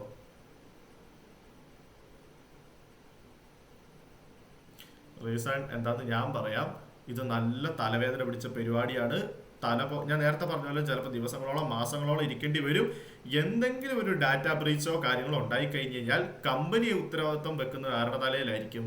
നമ്മുടെ തലയിലായിരിക്കും. കാരണം നമ്മളാണ് ആ കമ്പനിയുടെ സെക്യൂരിറ്റി നോക്കാൻ ഏൽപ്പിക്കപ്പെട്ടിരിക്കുന്ന ആൾക്കാർ. റിസ്ക് ഭയങ്കര കൂടുതലാണ്. അതുകൊണ്ടാണ് ഇത്ര സാലറി നമുക്ക്. കാരണം അങ്ങനെ ഒരു ഡാറ്റ ബ്രീച്ച് ഉണ്ടാവാതിരിക്കാനാണ്, അല്ലെങ്കിൽ കമ്പനിക്ക് സെക്യൂരിറ്റിക്ക് ഒരു ഇഷ്യൂ ഉണ്ടാവാതിരിക്കാനാണ് നമ്മളെവിടെ ഹയർ ചെയ്തിരിക്കുന്നത്. നമ്മളെവിടെ ഹയർ ചെയ്തിട്ടും കമ്പനിക്ക് പ്രശ്നങ്ങൾ വരിക എന്ന് പറയുന്നത് പിന്നെ നമ്മളെ ജോലിക്ക് വെച്ച് കഴിഞ്ഞാൽ ഇതിന് കാര്യമുണ്ടോ? അതുകൊണ്ട് നല്ല തലവേദന പിടിച്ച പരിപാടിയാണ് സെക്യൂരിറ്റി അനലിസ്റ്റ് ആവുക എന്ന് പറയുന്നത്. ഓക്കെ, അടുത്തൊരു കൺസെപ്റ്റ് ആണ് ത്രെറ്റ്, വൾണറബിലിറ്റി, റിസ്ക്. വൾണറബിലിറ്റി എന്നുള്ള വാക്ക് ചിലപ്പോൾ വായിൽ വഴങ്ങാൻ കുറച്ച് നാളെടുക്കും. വൾണറബിലിറ്റി ഓക്കെ, അതൊരു കുഴവഴ എന്നുള്ളൊരു വാക്കാണ്, അത് കാര്യമാക്കണ്ട. അപ്പം ത്രെറ്റ്, വൾണറബിലിറ്റി, റിസ്ക്, ഈ ഒരു 3 കാര്യങ്ങൾ എന്താണെന്ന് ഒന്ന് മനസ്സിലാക്കി വെക്കണേ. ത്രെറ്റ് എന്ന് പറഞ്ഞു കഴിഞ്ഞാൽ നമ്മുടെ അസറ്റ്സിനെ, ഡിജിറ്റൽ അസറ്റ്സോ പേഴ്സണൽ അസറ്റ്സോ ഫിസിക്കൽ അസറ്റ്സോ എന്ത് അസറ്റ്സോ ആയിക്കോട്ടെ, അസറ്റ്സിനെ ബാധിക്കുന്ന എന്തൊരു കാര്യത്തെയും നമുക്ക് ത്രെറ്റ് എന്ന് വിളിക്കാൻ പറ്റും. ഓക്കെ, അസറ്റ്സിനെ ബാധിക്കുന്ന എന്തൊരു കാര്യത്തെയും നമുക്ക് ത്രെറ്റ് എന്ന് വിളിക്കാൻ പറ്റും. ഓക്കെ, നേരത്തെ PDF. Okay, digital assets protection. Okay, അപ്പോൾ എന്തായാലും ഞാൻ പറഞ്ഞോണ്ടിരുന്നത് ത്രെറ്റ്. ഇപ്പോൾ എന്താ പറയുക, ഒരു ത്രെറ്റിന് ഉദാഹരണം പറയുകയാണെങ്കിൽ ഒരു ഹാക്കർ എന്ന് പറയുന്നത് ഒരു കമ്പനിയെ സംബന്ധിച്ചിടത്തോളം ഒരു ത്രെറ്റാണ്. കാരണം ഒരു അതുപോലെ തന്നെ മാൽവെയർ ഒരു ത്രെറ്റാണ്. നിങ്ങൾ ഇൻസൈഡർ ത്രെറ്റ് എന്ന് കേട്ടിട്ടുണ്ടോ? ഇൻസൈഡർ ത്രെറ്റ് അതൊക്കെ എന്തായാലും കുറച്ച് കഴിയുമ്പോൾ നമ്മൾ ടൈപ്പ് ഓഫ് ഹാക്കേഴ്സിന്റെ ഭാഗത്ത് പഠിപ്പിച്ചു തരുന്നുണ്ട്. ഇൻസൈഡർ ത്രെറ്റ് എന്ന് പറഞ്ഞാൽ ഒന്നുമില്ല, ഒരു കമ്പനിയിൽ, നേരത്തെ ഒരു ഉദാഹരണം പറഞ്ഞില്ലേ, കമ്പനിയിലെ ഒരാളുടെ ഒരു മിസ്റ്റേക്ക് കാരണം നമ്മുടെ സെയിം കമ്പനിക്ക് തന്നെ നഷ്ടം വരുന്നതിനാണ് നമ്മൾ ഇൻസൈഡർ ത്രെറ്റ് എന്ന് പറയുന്നത്. കാരണം ആ കമ്പനിക്ക് ഒരു ത്രെറ്റാണ് അയാൾ. കാരണം കമ്പനിക്ക് നഷ്ടം വരും, കമ്പനിയുടെ അസറ്റ്സിന് നഷ്ടം വരുന്നതുകൊണ്ട് ഇൻസൈഡർ ത്രെറ്റ് എന്ന് പറയുന്നതും ഒരു ത്രെറ്റാണ്. ഓക്കെ, ഇനി വൾണറബിലിറ്റി എന്ന് പറഞ്ഞു കഴിഞ്ഞാൽ ഒരു സിസ്റ്റത്തിന്റെ വീക്ക്നെസ്സിനാണ് നമ്മൾ വൾണറബിലിറ്റി എന്ന് പറയുന്നത്. ത്രെറ്റ് എന്ന് പറഞ്ഞാൽ എന്താ, അസറ്റ്സിനെ ബാധിക്കുന്ന എന്തും ത്രെറ്റാണ്. പക്ഷെ വൾണറബിലിറ്റി എന്ന് പറഞ്ഞാൽ എന്താ, ഒരു സിസ്റ്റത്തിന്റെ വീക്ക് പോയിന്റ്. ഇപ്പോൾ ആപ്പാണെന്ന് വിചാരിക്കുക, ഒരു വെബ് ആപ്ലിക്കേഷൻ ആണെന്ന് വിചാരിക്കുക, അല്ലെങ്കിൽ ഒരു മൊബൈൽ ആപ്പ് ആണെന്ന് വിചാരിക്കുക. അതിന്റെ കോഡുകളിലുള്ള ബഗ്ഗുകൾ അതൊരു വൾണറബിലിറ്റി. കാരണം ആ ബഗ് യൂസ് ചെയ്ത് നമുക്ക് ആ ആപ്പിനെ മിസ്ഫങ്ഷൻ ചെയ്യാം, അല്ലെങ്കിൽ നമുക്ക് ഹാക്ക് ചെയ്ത് നമ്മുടേതായ രീതിക്ക് മാറ്റിയെടുക്കാൻ പറ്റും. അങ്ങനെയുള്ള ഒരു ബഗ് എന്ന് പറയുന്നത് എന്താണ്, ഒരു വൾണറബിലിറ്റി ഒരു ആപ്പിനെ സംബന്ധിച്ചിടത്തോളം. ഇനി നമ്മുടെ സിസ്റ്റത്തെ സംബന്ധിച്ചിടത്തോളം ആണെങ്കിൽ പോർട്ടുകൾ, നമ്മൾ ഔട്ട്ഡേറ്റഡ് ആയിട്ടുള്ള സോഫ്റ്റ്വെയറുകളാണ് ഉപയോഗിക്കുന്നതെങ്കിൽ അത് എന്താ പറയുക, ഒരു വൾണറബിലിറ്റിയാണ്. ഇപ്പോൾ എന്താ പറയുക, ഞാനിപ്പോൾ വിൻഡോസ് 7 ഉപയോഗിക്കുന്നത് വിചാരിക്കും. ഇപ്പോൾ വിൻഡോസ് 11 ഇറങ്ങി, പക്ഷെ ഞാൻ ഉപയോഗിക്കുന്നത് വിൻഡോസ് 7 ആണെങ്കിൽ ഒന്ന് ആലോചിച്ച് നോക്കിക്കേ. വിൻഡോസ് 7 ഹാക്ക് ചെയ്യാൻ മാക്സിമം പോയ ഒരു 30-40 സെക്കൻഡ് മതി. മാക്സിമം പോയ 1 മിനിറ്റ് 1-2 മിനിറ്റ് മതി വിൻഡോസ് 7 ഹാക്ക് ചെയ്യാൻ. അപ്പോൾ ഞാൻ ഇപ്പോഴും വിൻഡോസ് 7 യൂസ് ചെയ്യുന്നതെങ്കിൽ എന്ത് എളുപ്പമായിരിക്കും എന്നെ ഹാക്ക് ചെയ്യാൻ. കാരണം ഒരു വിൻഡോസ് 7 ഇഷ്ടം പോലെ വൾണറബിലിറ്റീസ് ഉണ്ട്. അതുകൊണ്ടാണ് നമ്മൾ എപ്പോഴും അപ്ഡേറ്റഡ് ആയിട്ടുള്ള സോഫ്റ്റ്വെയറുകൾ ഉപയോഗിക്കണം എന്ന് പറയുന്നത്. ഓക്കെ, നമ്മൾ ഇപ്പോൾ വിൻഡോസ് 11 തന്നെ നമ്മൾ യൂസ് ചെയ്യുന്നത് എന്തുകൊണ്ടാണ്? നമുക്ക് വിൻഡോസ് 10 ഉപയോഗിച്ചാൽ പോരെ, നമ്മൾ എന്തിനാണ് വിൻഡോസ് 11 ഉപയോഗിക്കുന്നത്? വിൻഡോസ് 10 ഓൾറെഡി കുറേ വൾണറബിലിറ്റികളും എക്സ്പ്ലോയിറ്റുകളും ഉണ്ട്. അത് വെച്ച് ആർക്ക് നമ്മൾ അറ്റാക്ക് ചെയ്യാൻ പറ്റും എന്നുള്ളത് കൊണ്ടാണ് അവർ അപ്ഡേഷൻ ഇറക്കുന്നതും നമ്മൾ അപ്ഡേറ്റിൽ എപ്പോഴും അപ്ഡേറ്റ് ചെയ്യുന്നതും. ഓക്കെ, ഇപ്പം ഇതാണ് എന്താ പറയുക വൾണറബിലിറ്റി എന്ന് പറഞ്ഞാൽ ഇത് മാത്രമല്ല, വീക്കായ പാസ്വേഡുകൾ ഉപയോഗിക്കുക, ഫയർ വാളുകൾ ഉപയോഗിക്കാതിരിക്കുക, ഇതൊക്കെ ഓരോരോ വൾണറബിലിറ്റീസാണ്.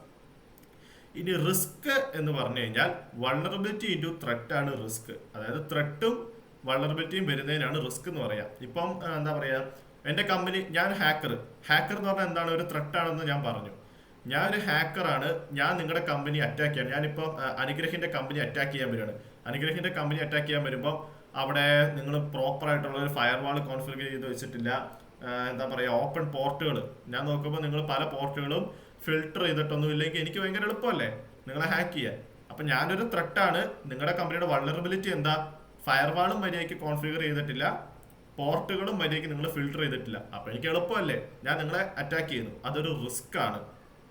കാരണം ഏത് നിമിഷവും നിങ്ങൾക്ക് അറ്റാക്ക് വരും, അതൊരു റിസ്ക് ആണ്. അപ്പം ഇതാണ് എന്ത് ത്രെട്ട്, വൾണറബിലിറ്റി, റിസ്ക് എന്ന് പറഞ്ഞ 3 സംഭവങ്ങൾ. മനസ്സിലായില്ലേ? ത്രെട്ട് എന്ന് പറഞ്ഞു കഴിഞ്ഞാൽ നമ്മുടെ അസറ്റ്സിനെ ബാധിക്കുന്ന എന്ത് ത്രെട്ടാകും, ഹാക്കർ ആവാം, മാൽവെയർ ആവാം, എന്തും അത് ത്രെട്ടാകും. വൾണറബിലിറ്റി എന്ന് പറഞ്ഞാൽ നമ്മുടെ സിസ്റ്റത്തിലുള്ള വീക്ക്നെസ്സുകൾ. ഇതൊന്നും കാണാപ്പാടം പഠിക്കൊന്നും വേണ്ട കേട്ടോ, ഇതിനൊക്കെ PDF അയച്ചാൽ നിങ്ങൾ വായിക്കുമ്പോൾ നിങ്ങൾക്ക് ഓർക്കാൻ വേണ്ടി ഇങ്ങനെ വിശദീകരിച്ച് പറഞ്ഞു തരുന്നത്. റിസ്ക് എന്ന് പറഞ്ഞു കഴിഞ്ഞാൽ എന്താണ്, ഇത് രണ്ടും സംഭവിച്ചു കഴിഞ്ഞാൽ, ഇത് രണ്ടും ഉണ്ടെങ്കിൽ ഏത് നിമിഷവും നമ്മുടെ കമ്പനിക്ക് എന്ത് സംഭവിക്കാം, അതിനാണ് റിസ്ക് എന്ന് പറയുന്നത്. ഓക്കെ, അതായത് ഇപ്പം നമ്മുടെ വീട്ടിൽ ഒരു കള്ളം കയറുകയെന്ന് വിചാരിക്കുക. നമ്മുടെ വീടിൻ്റെ എല്ലാ ഇപ്പം അലമാര ഓപ്പൺ ആണ്, ലോക്കറുകൾ ഓപ്പൺ ആണ്, ഡോർ ഓപ്പൺ ആണ്. കള്ളന് ഇനിയിപ്പോൾ നമുക്ക് എന്തെങ്കിലും ബുദ്ധിമുട്ടുണ്ടോ വീട്ടിൽ കയറി സാധനങ്ങൾ കട്ടുകൊണ്ട് പോയാൽ? അതേ സമയത്ത് ലോക്കർ എല്ലാം സേഫ് ആയിട്ട് ലോക്കാണെങ്കിൽ ഇച്ചിരി ബുദ്ധിമുട്ടാണ്. ഇനി ലോക്കർ കുത്തിപ്പൊളിക്കണം. അതേസമയം അപ്പോഴും ഡോറുകൾ ഓപ്പൺ ആണ്. അപ്പോൾ ഒരേ സമയം കള്ളൻ എളുപ്പമാണ് എന്നാൽ കഷ്ടവുമാണ്. ഇനി ഡോറും കൂടി ലോക്കാണെങ്കിലോ കള്ളന് കയറാൻ പറ്റില്ല. കള്ളൻ വാതിൽ തല്ലി പൊളിക്കുമ്പോൾ തന്നെ നമ്മൾ ഉണർന്നിട്ടുണ്ടാവും, നമുക്ക് നമ്മൾ അലേർട്ട് ആയതുകൊണ്ട് തന്നെ കള്ളനത് പറ്റില്ല. സെയിം രീതി തന്നെ പോർട്ടുകൾ ഫിൽട്ടർ ചെയ്ത് വെക്കുക, പ്രോപ്പറായിട്ട് ഫയർ വാൾസ് കോൺഫിഗർ ചെയ്ത് വെക്കുക, മോണിറ്ററിങ് നടത്തുക. നമ്മൾ സെക്യൂരിറ്റി കൂട്ടുന്തോറും ഇവിടെയൊക്കെ റിസ്കുകൾ കുറഞ്ഞുകൊണ്ടിരിക്കും. അടുത്തൊരു സംഭവമാണ് അറ്റാക്ക് സർഫേസ് എന്ന് പറഞ്ഞിട്ടൊരു സംഭവം. അറ്റാക്ക് സർഫേസ് എന്ന് പറഞ്ഞു കഴിഞ്ഞാൽ total number of entry points where an attacker can to enter a system or an attack. അതായത് ഇപ്പം എൻ്റെ ടാർഗറ്റ് എന്ന് പറഞ്ഞു കഴിഞ്ഞാൽ അഫ്നാൻ എന്ന് വിചാരിക്കാം. അഫ്നാന് സ്വന്തമായിട്ട് ഒരു വെബ്സൈറ്റ്, അഫ്നാൻ ഒരു കമ്പനിയുടെ ഓണറാണ്. അഫ്നാന് അവൻ്റെ കമ്പനിയുടെ പേരിൽ ഒരു വെബ്സൈറ്റ് ഉണ്ട്, ഒരു ആപ്പ് ഉണ്ട്, അതുപോലെ തന്നെ ഒരു 10-200ഓളം എംപ്ലോയീസ് ഉണ്ട്. പിന്നെന്താ പറയുക, ഒരു 10-200 എംപ്ലോയീസ്, പിന്നെ കുറേ ഇമെയിൽ അഡ്രസ്സ് മറ്റേത് മറിച്ചും ഒക്കെ ഉണ്ടെന്ന് വിചാരിക്കാം. ഇങ്ങനെയാണ് എങ്കിൽ നിങ്ങൾ CIA അറിയാമോ? CIA പേര് പിന്നെയും മറന്നുപോയി. അമേരിക്കയുടെ CIA, ക്രൈം ഇന്റലിജൻസ് ഏജൻസിയോ അങ്ങനെ എന്താണ്ടല്ലേ എൻ്റെ ഫുൾ ഫോം വരുന്നത്? CIA, അമേരിക്കയുടെ CIA പോലീസ് ഏജൻസി ഇല്ലേ? ഈ CIA-ക്ക് 2 ലക്ഷത്തോളം അവരുടെ ഡൊമൈന് 2 ലക്ഷത്തോളം സബ് ഡൊമൈൻസ് ഉണ്ട്. എത്ര? 2 ലക്ഷമാണോ 20 ലക്ഷമാണോ എന്ന് എനിക്കറിയാം. 20 ലക്ഷം 2 ലക്ഷത്തോളം സബ് ഡൊമൈൻസ് ഉണ്ട്. അവരുടെ അറ്റാക്ക് സർഫേസിന്റെ വലുപ്പം എന്തോരാന്ന് നോക്കിക്കേ. ഇതിൽ എത്ര എണ്ണം അവർ മോണിറ്റർ ചെയ്യണം, അവർ എപ്പോഴും അപ്ഡേറ്റ് ചെയ്തുകൊണ്ടിരിക്കണം, അവർ ചെക്ക് ചെയ്യണം, ടെസ്റ്റ് ചെയ്യണം, ബഗ്ഗുകളുണ്ടെങ്കിൽ കണ്ടുപിടിക്കണം. ഭയങ്കര പണിയല്ലേ? അറ്റാക്ക് സർഫേസിന്റെ എണ്ണം കൂടുന്തോറും അറ്റാക്കിനുള്ള സാധ്യതകളും കൂടും. ഓക്കെ, അറ്റാക്ക് അതായത് ഇപ്പം ഞാൻ പറഞ്ഞ പോലെ ഇപ്പോൾ ഒരു കമ്പനിക്ക് വെബ് ആപ്ലിക്കേഷൻസ് ഉണ്ട്, 200 എംപ്ലോയീസ് ഉണ്ട്. സോഷ്യൽ എഞ്ചിനീയർ, ഇൻസൈഡർ ത്രെറ്റ്, അതുപോലെ തന്നെ malware attack, ransomware attack, phishing, എന്തൊക്കെ സോഴ്സസ് ഉണ്ടെന്ന് നോക്കിക്കേ വെബ് ആപ്ലിക്കേഷൻ. അതുപോലെ തന്നെ അപ്പം അറ്റാക്ക് സർഫേസിന്റെ എണ്ണം കൂടുന്തോറും അവിടെയുള്ള റിസ്ക് കൂടിക്കൊണ്ടിരിക്കും. ഓക്കെ, ഇതാണ് അറ്റാക്ക് സർഫേസ് എന്ന് പറഞ്ഞിട്ടൊരു സംഭവം.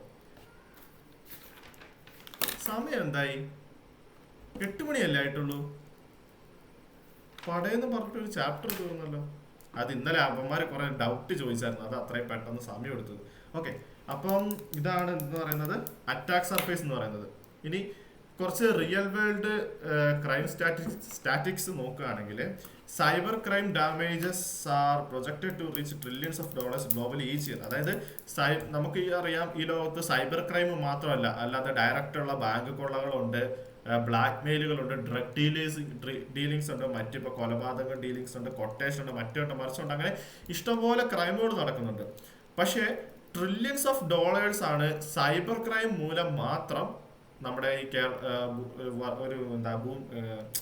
നമ്മുടെ ഈ ലോകത്ത് സൈബർ ക്രൈം മൂലം ട്രില്യൺസ് ഓഫ് ഡോളേഴ്സ് ആണ് എല്ലാ വർഷവും പോയിക്കൊണ്ടിരിക്കുന്നത്. ഇപ്പൊ കേരളത്തിലാണെങ്കിൽ പോലും ഈ ഡിജിറ്റൽ അറസ്റ്റിന്റെ സമയത്ത് 12 ലക്ഷം രൂപയോളമാണ് ഓരോരുത്തർ ആൾക്കാർ മൊത്തത്തില് 12 ലക്ഷം രൂപയ്ക്ക് അടുത്തൊക്കെ ആയിട്ടാണ് നഷ്ടപ്പെട്ടത്. അപ്പൊ കേരളത്തിൽ നിന്ന് മാത്രം തന്നെ ഇത്രയും ആവുന്നുണ്ടെങ്കിൽ ഒന്ന് ആലോചിച്ച് നോക്കുക, മൊത്തം ഓവറോൾ വേൾഡിൽ നിന്ന് ഒരു വർഷം എന്തോരെ പോകുന്നുണ്ടെന്ന്. ഓക്കെ, അപ്പൊ ഇങ്ങനെ പിന്നെ എന്താ പറയാ, ransomware attacks occur very few seconds globally. ഈ റാൻസംവെയർ അറ്റാക്ക് എന്ന് പറഞ്ഞൊരു അറ്റാക്ക് ഉണ്ട്. അത് നമുക്ക് പേഴ്സണലി വരാനുള്ള ചാൻസസ് ഒക്കെ വളരെ കുറവാണ്. കമ്പനികൾക്കാണ് വരിക. അതായത് നമ്മുടെ ഡാറ്റാസ് ഒക്കെ എൻക്രിപ്റ്റഡ് ആയി പോകുന്ന ഒരു വൈറസ് ആണ് റാൻസംവെയർ എന്ന് പറയുന്നത്. ഈ റാൻസംവെയർ അറ്റാക്കുകൾ ആണ് എപ്പോഴും നടന്നുകൊണ്ടിരിക്കുന്ന കമ്പനികൾക്ക്. പിന്നെ phishing remains the number 1 attack എന്ന് പറഞ്ഞിട്ടൊരു സംഭവം. അതായത് മോസ്റ്റ് ഓഫ് ദി അറ്റാക്സ്, ഇപ്പോൾ റാൻസംവെയർ അറ്റാക്ക് എന്ന് പറയുന്നത് ഒരു വൈറസ് ആണ്. ആ വൈറസ് നമ്മളേക്ക് എത്തിക്കുന്നത് ഫിഷിംഗ് ചെയ്തിട്ടാണ്. ഫിഷിംഗ് എന്ന് പറയുമ്പോൾ ഒരിക്കലും ചിന്തിക്കരുത് നമ്മുടെ മറ്റേ ഈ സിനിമയിലൊക്കെ കാണുന്ന പോലെ ഇൻസ്റ്റാഗ്രാം, വാട്സപ്പ്, ടെലിഗ്രാം, ആ ഫിഷിംഗ് അല്ല. അതും ഫിഷിംഗ് ആണ്. പക്ഷേ ഈ കമ്പനികളുടെ കേസ് നടക്കുന്ന ഫിഷിംഗ് അങ്ങനെയൊന്നുമല്ല. ഫേക്ക് ഇമെയിൽസ് കാര്യങ്ങൾ അങ്ങനത്തെ കുറേ ഫിഷിങ്ങും കാര്യങ്ങളൊക്കെയാണ്. അപ്പോൾ ഈ ഫിഷിങ്ങിലൂടെയാണ് മോസ്റ്റ് ഓഫ് ദി അറ്റാക്കുകളും, അതായത് ഏറ്റവും കൂടുതൽ ഈ ലോകത്ത് നടക്കുന്ന അറ്റാക്ക് എന്ന് പറയുന്നത് ഫിഷിംഗ് ആണ്. ഫിഷിങ്ങിലൂടെയാണ് അറ്റാക്കുകളെല്ലാം ഓപ്പൺ ആയി വരുന്നത്. പിന്നെ മെജോറിറ്റി ചോദിച്ചോ. ഞാൻ കഴിഞ്ഞ ഒരു ഇതില് യൂട്യൂബ് നോക്കിയപ്പോ ഒരു വീഡിയോയില് ഈ സ്നീക്കർ അങ്ങനത്തെ ഒരു പാക്കേജുകൾ കണ്ട്. സ്നീക്കർ പിന്നെ സ്റ്റോം 4 അങ്ങനത്തെ 2-3 പാക്കേജ്. അതിൽ നിന്നിട്ട് ഓരോ IP അഡ്രസ് കാര്യങ്ങൾ കൊടുത്തിട്ട് നമ്മളെ കാളിനെക്സിലേക്ക് വിടുമ്പോ അത് ട്രാക്ക് ചെയ്യാം. പിന്നെ നമ്മൾ ആ സൈറ്റിൽ കയറുമ്പോൾ നമ്മളെ ഇമേജ് എടുക്കുക, അങ്ങനത്തെ ഓരോ ഇതില്ലേ. ഇൻസ്റ്റാഗ്രാമിലാണോ റീൽസ് ആണോ കണ്ട? അല്ല, റീൽ അല്ല, യൂട്യൂബിൽ ഞാൻ അങ്ങനെ അടിച്ചു നോക്കിയ ഫിഷിംഗ് പറഞ്ഞിട്ട് IP അഡ്രസ് ട്രാക്ക് ചെയ്യുന്നത് അടിച്ചു നോക്കിയ. അപ്പൊ അതിന്റെ ഇങ്ങനെ പ്രൊജക്ട് കാര്യങ്ങൾ കോഡ് അടിച്ചു വരുമ്പോ ഓലൊരു ഗിറ്റ് ഹബ്ബിന്ന് ഗിറ്റ് ക്ലോൺ എടുത്തിട്ട് ചെയ്യാൻ പറഞ്ഞത്. അപ്പൊ അതിന് സ്നീക്കർ ഒരു സാധനം പാക്കേജ് ഡൗൺലോഡ് ചെയ്യുന്നുണ്ട്. സ്നീക്കർ ഞാൻ അങ്ങനെ കേട്ടിട്ടില്ല, എനിക്കറിയത്തില്ല സ്നീക്കർ എന്താന്ന് പോലും. ആക്ച്വലി എനിക്ക് അറിയത്തില്ല, ഞാൻ കേട്ടിട്ടില്ല.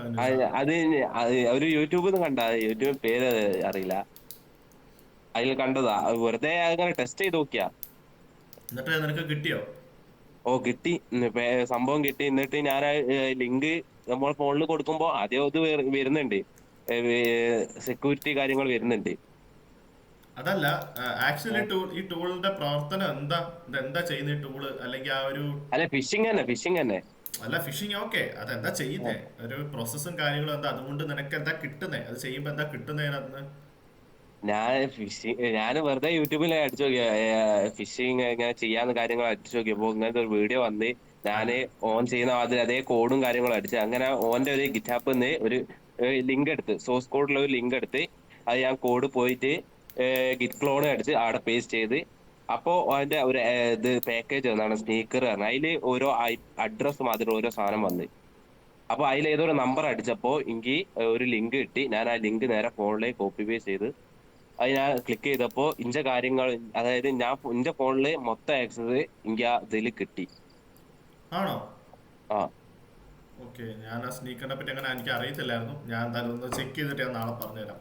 ഓക്കെ, ഞാനും ഒന്ന് ചെക്ക് ചെയ്ത് നോക്കട്ടെ സ്നീക്കർ എന്താണെന്ന്. ഓക്കെ, അപ്പം പിന്നെ small business are the heavily target. അതായത് ഈ സ്റ്റാർട്ടപ്പ് കമ്പനികളുണ്ടല്ലോ, സ്റ്റാർട്ടപ്പ് കമ്പനികൾ എന്ന് പറഞ്ഞാൽ നമുക്കറിയാലോ അതൊരു ലോ ബഡ്ജറ്റഡ് ആയിട്ടുള്ള ഒരു കമ്പനികളാണ്. ഈ സ്റ്റാർട്ടപ്പ് കമ്പനികളാണ് കൂടുതൽ അറ്റാക്കേഴ്സ് ടാർഗറ്റ് ചെയ്യുന്നത്. കാരണം അവർക്ക് ബഡ്ജറ്റ് കുറവായതുകൊണ്ട് തന്നെ അവരുടെ സെക്യൂരിറ്റിയും ഭയങ്കര കുറവായിരിക്കും. സോ സ്റ്റാർട്ടപ്പ് കമ്പനികളാണ് കോമൺലി ഏറ്റവും കൂടുതൽ ടാർഗറ്റ് ചെയ്യുന്നത്. കാരണം അവർ സെക്യൂരിറ്റി കുറവാണ്ട് തന്നെ അറ്റാക്ക് ചെയ്യൽ ഭയങ്കര എളുപ്പമാണ്. പിന്നെ India is among top targeted countries for cyber attacks. അതായത് ഇന്ത്യനെയാണ് കൂടുതലായിട്ടും സൈബർ അറ്റാക്സിന് ഏറ്റവും കൂടുതൽ ആൾക്കാർ ഫോക്കസ് ചെയ്യുന്നത്. നമുക്കറിയാലോ ഇന്ത്യ എന്ന് പറയുന്നത് എഡ്യൂക്കേഷനിൽ ഇച്ചിരി പുറകോട്ട് നിൽക്കുകയാണ്. അത് ഡിജിറ്റൽ എഡ്യൂക്കേഷനിൽ ഇച്ചിരി പുറകെ നിൽക്കുന്ന ഒരു രാജ്യമാണ് ഓൾമോസ്റ്റ് ആൾക്കാരും. അതുകൊണ്ട് തന്നെ ഇന്ത്യനെയാണ് എല്ലാ ആൾക്കാരും ഏറ്റവും കൂടുതൽ ടാർഗറ്റ് ചെയ്യുന്നത്. പക്ഷെ അതിൽ തന്നെ വേറൊരു ട്വിസ്റ്റും ഉണ്ട്. ഈ ഏറ്റവും നല്ല ഹാക്കേഴ്സിന്റെ ഒരു ഭൂരിപക്ഷവും ഇന്ത്യയിൽ തന്നെയാണ് ഉള്ളത്. പക്ഷെ അത് നമ്മൾ വിചാരിക്കുന്ന പോലെ സൗത്ത് സൈഡിലല്ല, നോർത്ത് സൈഡിൽ നമ്മൾ കളിയാക്കി വിളിക്കുന്ന ബംഗാളികളുടെ സൈഡിലോട്ടാണ് ശരിക്കും പറഞ്ഞാൽ നല്ല നല്ല ഹാക്കേഴ്സ് ഉള്ളത്. അതായത് ഓർഗനൈസേഷണൽ ഹാക്കേഴ്സ് എന്ന് പറയുന്ന പരിപാടിയുണ്ട്. അതായത് ഒരു ടീമായിട്ട് അവരൊരു കമ്പനിയൊക്കെ ആയിട്ടായിരിക്കും വർക്ക് ചെയ്യുക. അവരൊരു കമ്പനിയായിട്ട് വർക്ക് ചെയ്യുന്ന പോലെ നാട്ടുകാരെ കാണിച്ചിട്ട് അവർ ചിലപ്പോൾ ഹാക്കിങ് സ്കാം ഒക്കെ ആയിരിക്കും നടത്തുക.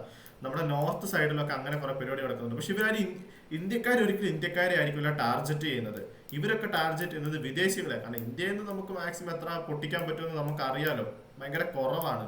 ഇവർ കൂടുതലായിട്ട് ടാർഗറ്റ് ചെയ്യുന്ന വിദേശത്ത് പ്രായമായവരെയാണ്, കാരണം ഡോളേഴ്സ്. അപ്പം ഇന്ത്യയിൽ നമ്മൾ വിചാരിക്കുന്ന പോലെ അല്ല, നല്ല നല്ല ഹാക്കേഴ്സ് ഇഷ്ടം പോലെ ആൾക്കാരുണ്ട്, ബ്ലാക്ക് ഹാറ്റ് ഹാക്കേഴ്സ്. അവര് കൂടുതൽ അറ്റാക്ക് ചെയ്യുന്നത് ഫോറിൻ ആൾക്കാരുകളെയാണ്. ഓക്കെ ഓക്കെ ഇനിയത്തെ ഒരു സംഭവം എന്ന് പറഞ്ഞു കഴിഞ്ഞാൽ career paths in cyber security. അതായത് നമ്മളിപ്പോൾ പഠിച്ചിറങ്ങി കഴിഞ്ഞ് കഴിഞ്ഞാൽ സൈബർ സെക്യൂരിറ്റിയിലുള്ള നമ്മുടെ കരിയേഴ്സ് എന്തൊക്കെയാണ് നമ്മൾ ജസ്റ്റ് ഒന്ന് അറിഞ്ഞിരിക്കുക. ആദ്യം നമ്മൾ പഠിച്ച ഡയറക്റ്റ് നമുക്ക് ഒരിക്കലും ഒരു എന്താ പറയുക ഒരു കോൺസെൻട്രേറ്റഡ് ആയിട്ടുള്ള ഒരു ജോബിലോട്ട് നമുക്ക് കയറാൻ പറ്റില്ല. നമ്മൾ ആദ്യം എൻട്രി ലെവൽ റോൾസിലോട്ടായിരിക്കും കയറുക. എൻട്രി ലെവൽ ജോബ്സ് എന്ന് പറഞ്ഞാൽ സെക്യൂരിറ്റി അനലിസ്റ്റ്, അതുപോലെ തന്നെ soak analyst, IT support security, junior penetration tester. ഇതുപോലെ ഇതിനകത്തൊക്കെ നമുക്ക് ഒത്തിരി ജോബുകൾ ചെയ്യാനുണ്ടാവും. അതായത് ചിലപ്പോൾ മിക്സഡ് ആയിട്ടുള്ള പല പല ജോബുകൾ നമുക്ക് ചെയ്യാനുണ്ടാവും. ഇതൊക്കെ ഒരു എൻട്രി ലെവൽ ജോബുകൾ. അവിടെ കയറുക, എക്സ്പീരിയൻസ് ഉണ്ടാക്കുക, 1-2 സർട്ടിഫിക്കറ്റുകൾ എടുക്കുക. ഇതുപോലെയുള്ള കാര്യങ്ങളൊക്കെ കഴിഞ്ഞിട്ട് നമുക്ക് ഒരു 1-2 വർഷത്തെ എക്സ്പീരിയൻസ് ഒക്കെ കഴിഞ്ഞിട്ട് നമുക്കൊരു കോൺസെൻട്രേറ്റഡ് ആയിട്ടുള്ള ഒരു പെർട്ടിക്കുലർ ജോബ് റോളിലോട്ട് മാറാൻ പറ്റും. അതായത് blue teeming, red teeming, management, governance and management, ഇങ്ങനെ പിന്നെ അഡ്വാൻസ് ജോബ് റോൾസ്.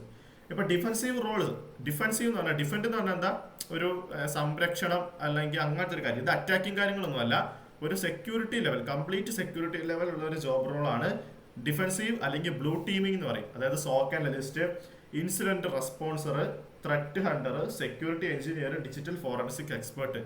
ഇവിടെ ഈ പറയുന്ന ഒരു ജോബ് റോളിലും നമ്മൾ തിരിച്ചൊന്നും ചെയ്യല.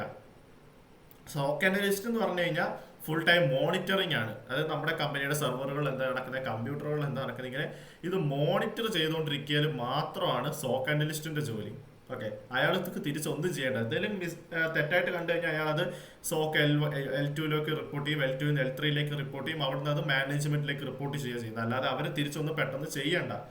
ഇൻസിഡന്റ് റെസ്പോൺസർ എന്ന് പറഞ്ഞാൽ പെട്ടെന്ന് എന്തെങ്കിലും അറ്റാക്ക് വന്നു കഴിഞ്ഞാൽ അതിന് ഇൻസിഡന്റ് ആയിട്ട് എന്തെങ്കിലും പെട്ടെന്ന് കാര്യങ്ങളെല്ലാം അറേഞ്ച് ചെയ്യാം, മറ്റു അലേർട്ടിങ് കാര്യങ്ങളെല്ലാം കൊടുക്കുക, മറ്റു ടീം അംഗങ്ങളെ അലേർട്ട് ചെയ്യുക, അവരെല്ലാം കൂടി പ്രവർത്തനങ്ങൾ മറ്റു കാര്യങ്ങൾ നോക്കുക. ഇതാണ് ഇൻസിഡന്റ് റെസ്പോൺസർ. പിന്നെ ത്രെറ്റ് ഹണ്ടർ എന്ന് പറഞ്ഞാൽ നമ്മുടെ കമ്പനി ഒരു ത്രെറ്റ് ഉണ്ടായി അല്ലെങ്കിൽ ഒരു അറ്റാക്ക് നടന്നു കഴിഞ്ഞാൽ ഇതിനെപ്പറ്റി അന്വേഷിക്കുക കാര്യങ്ങൾ, ഇതൊക്കെയാണ് ത്രെറ്റ് ഹണ്ടർ.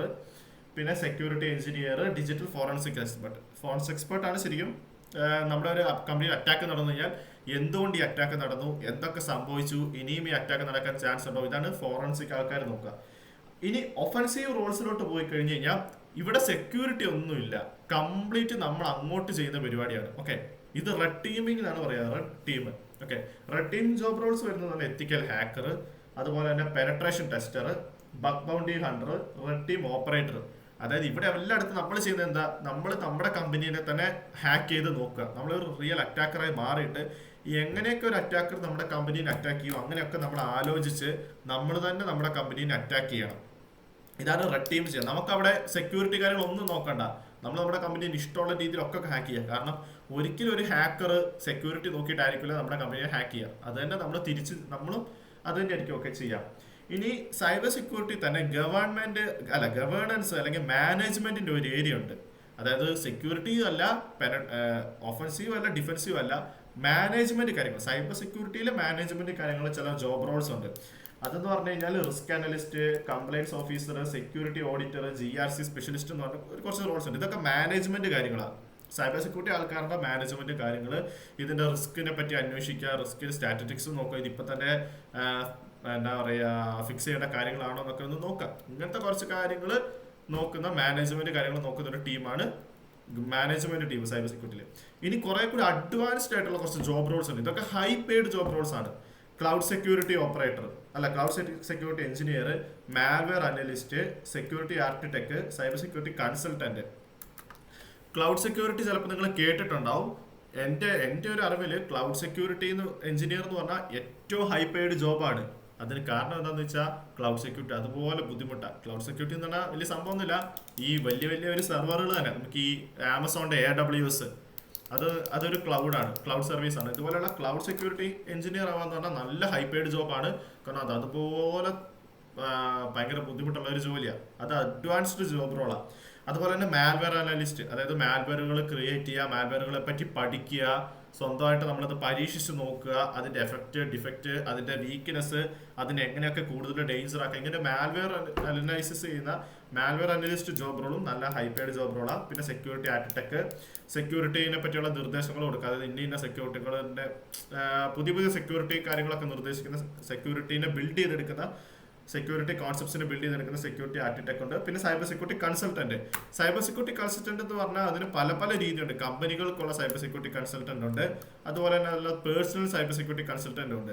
ഇപ്പൊ എന്താ പറയാ, ഇപ്പൊ ഞാനൊരു സൈബർ സെക്യൂരിറ്റി കൺസൾട്ടന്റ് ആണോ എന്ന് ചോദിച്ചു കഴിഞ്ഞാൽ നമുക്ക് വേണമെങ്കിൽ ആണെന്ന് പറയാം. കാരണം ഞാൻ എന്താ ചെയ്യുന്നത്, സ്കൂൾ സ്റ്റുഡൻസിന് അവരുടെ സൈബർ സെക്യൂരിറ്റി അല്ലെങ്കിൽ പേഴ്സണൽ സെക്യൂരിറ്റി എങ്ങനെ മെയിൻറ്റെയിൻ ചെയ്യുന്നതെന്ന് പറഞ്ഞു കൊടുക്കുന്ന ഒരു വ്യക്തിയാണ് ഞാൻ പറഞ്ഞ സ്കൂളുകളിലൊക്കെ പോയി ക്ലാസ് എടുക്കുന്ന ഞാനൊരു സൈബർ സെക്യൂരിറ്റി കൺസൾട്ടന്റാണ്. കാരണം ഞാൻ അവരുടെ സെക്യൂരിറ്റി, നിങ്ങൾ ഇന്ന കാര്യങ്ങൾ ചെയ്യരുത്, നിങ്ങൾ ഇന്ന കാര്യങ്ങൾ ചെയ്യണം എന്ന് പറഞ്ഞു കൊടുക്കുന്ന ഒരു വ്യക്തിയാണ് ഞാൻ. ഇപ്പൊ ഞാൻ സ്റ്റുഡൻസിനെ സംബന്ധിച്ചിടത്തോളം ഞാൻ സൈബർ സെക്യൂരിറ്റി കൺസൾട്ടന്റ് ആണ്.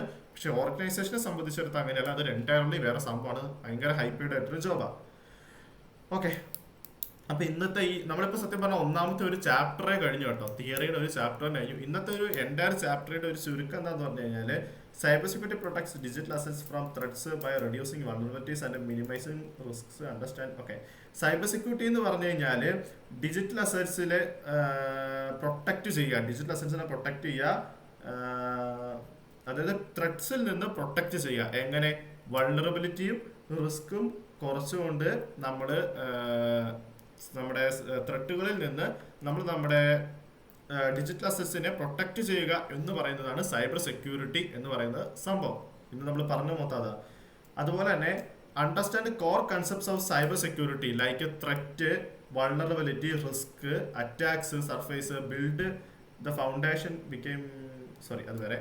അതായത് നമ്മുടെ സൈബർ സെക്യൂരിറ്റിയിലെ കാര്യങ്ങളെ പറ്റി ഞാൻ നേരത്തെ പറഞ്ഞ സെയിം കാര്യം തന്നെ. സൈബർ സെക്യൂരിറ്റിയിലെ ഫൗണ്ടേഷൻ ആയിട്ടുള്ള ഈ പറഞ്ഞ ത്രെറ്റ്, വൾനറബിലിറ്റീസ്, റിസ്ക്, മറ്റു കാര്യങ്ങളെല്ലാം ഒരു നല്ല ഫൗണ്ടേഷൻ ഇട്ട് വെക്കുക എന്ന് പറയുന്നത് നല്ലൊരു സൈബർ സെക്യൂരിറ്റി അനലിസ്റ്റ് ആവും നമ്മൾ ആദ്യം ചെയ്യേണ്ട കാര്യമാണ്.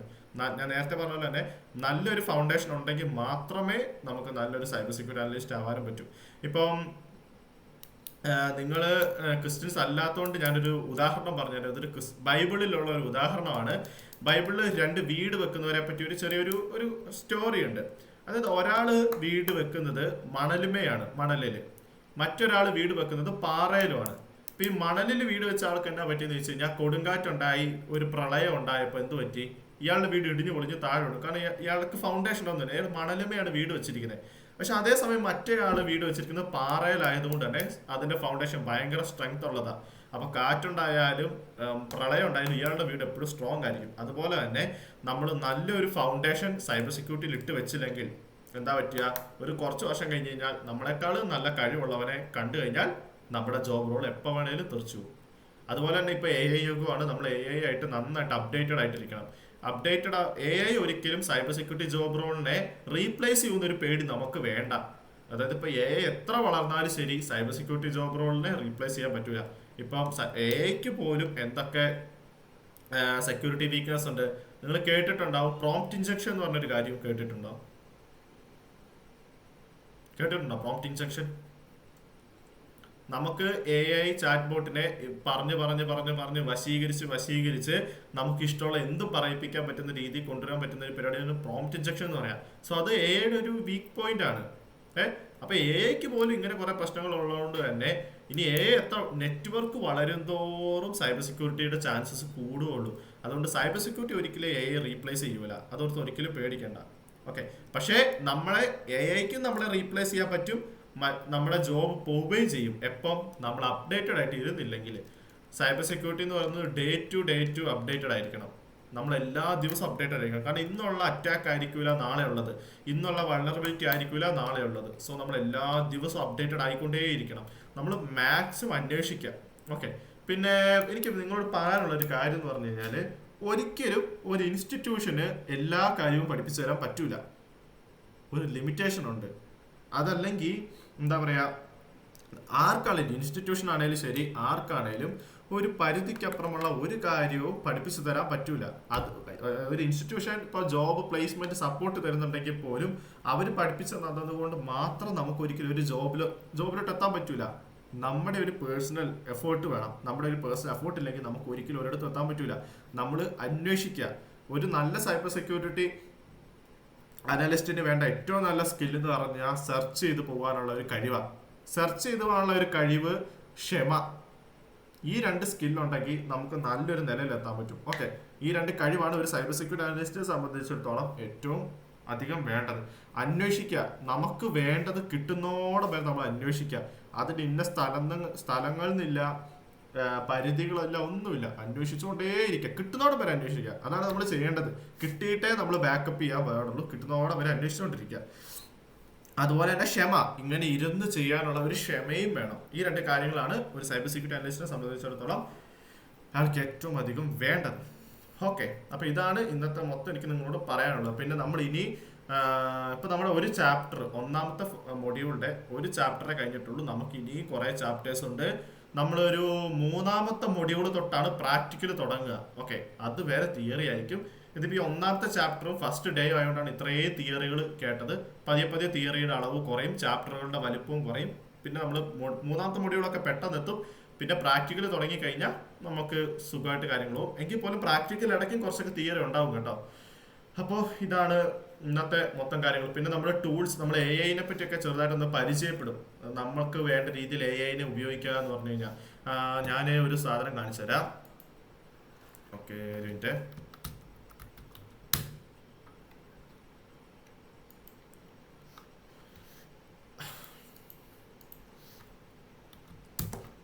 എടാ, നിങ്ങൾക്ക് രണ്ടുപേർക്കും കാണാൻ പറ്റുന്നുണ്ടോ?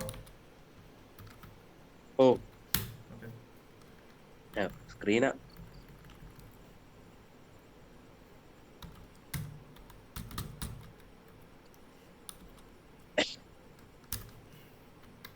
ഇതുണ്ടോ? ഇത് റജാസ്പ്ലോയിറ്റ് എന്ന് പറഞ്ഞിട്ട് ഞാൻ അല്ല, സ്ക്രീൻ കാണുന്നില്ല. സ്ക്രീൻ കാണുന്നില്ല. ഇല്ല, സ്ക്രീൻ കാണുന്നില്ല. ഓ എടാ, അത് ചിലപ്പോ എന്താ പറയാ, അത് ഞാനൊരു സാധനം എനേബിൾ ആക്കാത്തോണ്ടാ. ഞാൻ ഇതിന്റെ വേണേ ഒരു സ്ക്രീൻഷോട്ട് എടുക്കാനും പറ്റൂലല്ലോ.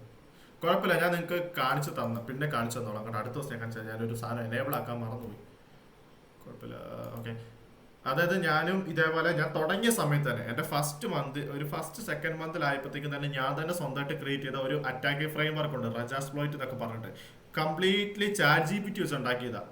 നമ്മൾ ഡയറക്റ്റ് ഒന്ന് ChatGPT ചോദിച്ചു നോക്കിക്കേ, എനിക്കൊരു അറ്റാക്കിംഗ് ഫ്രെയിം വർക്ക് ഉണ്ടാക്കണമെന്ന് ചോദിച്ചു നോക്കിക്കേ, ChatGPT ഒരിക്കലും തരൂല. അന്നത് ഈ ആന്റി ഗ്രാവിറ്റി വന്നിട്ടില്ലെന്നാണ് എൻ്റെ ഒരു വിശ്വാസം. ഞാൻ ആന്റി ഗ്രാവിറ്റിയെ പറ്റി കേൾക്കുന്നത് റീസെന്റ് ആയിട്ടാണ്, അതുപോലെയുള്ള ചില ടൂൾസിനെ പറ്റി.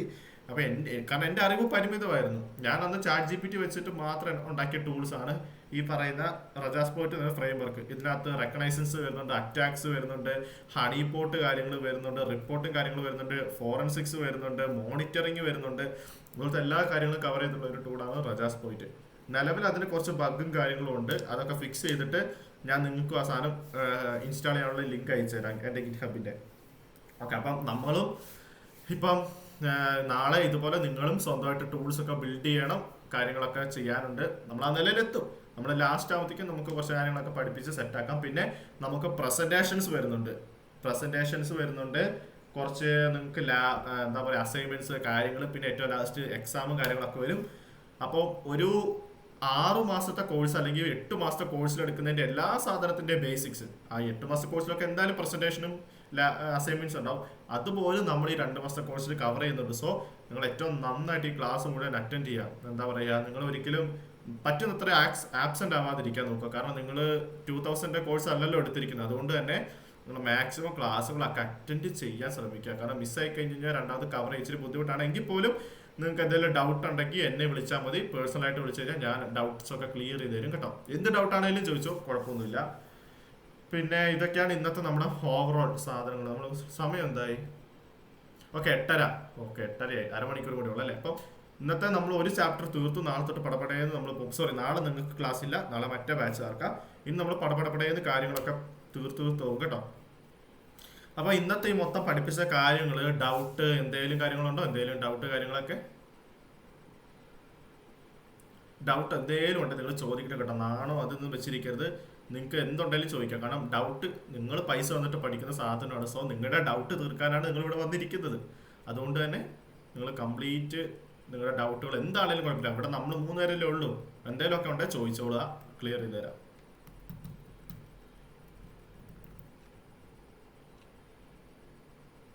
രണ്ടുപേരും പോയോ? ഓക്കെ. ഇപ്പം അഫ്നന് ഒരു ഡൗട്ടും ഇല്ലല്ലോ ഇന്നത്തെ പറ്റി? പ്രത്യേകിച്ച് പഠിപ്പിച്ചിട്ടില്ല, അതുകൊണ്ട് തന്നെ ചോദിച്ചത്. അതല്ലാതെ എന്തെങ്കിലും ഡൗട്ട് ഉണ്ടെങ്കിൽ ചോദിച്ചോ. ഈ സൈബർ സെക്യൂരിറ്റിയെ പറ്റിയോ എന്തെങ്കിലും കാര്യത്തെ പറ്റി ഡൗട്ട് ഉണ്ടോ? നമ്മുടെ കോഴ്സിനെ പറ്റി, കാര്യങ്ങളെ പറ്റി?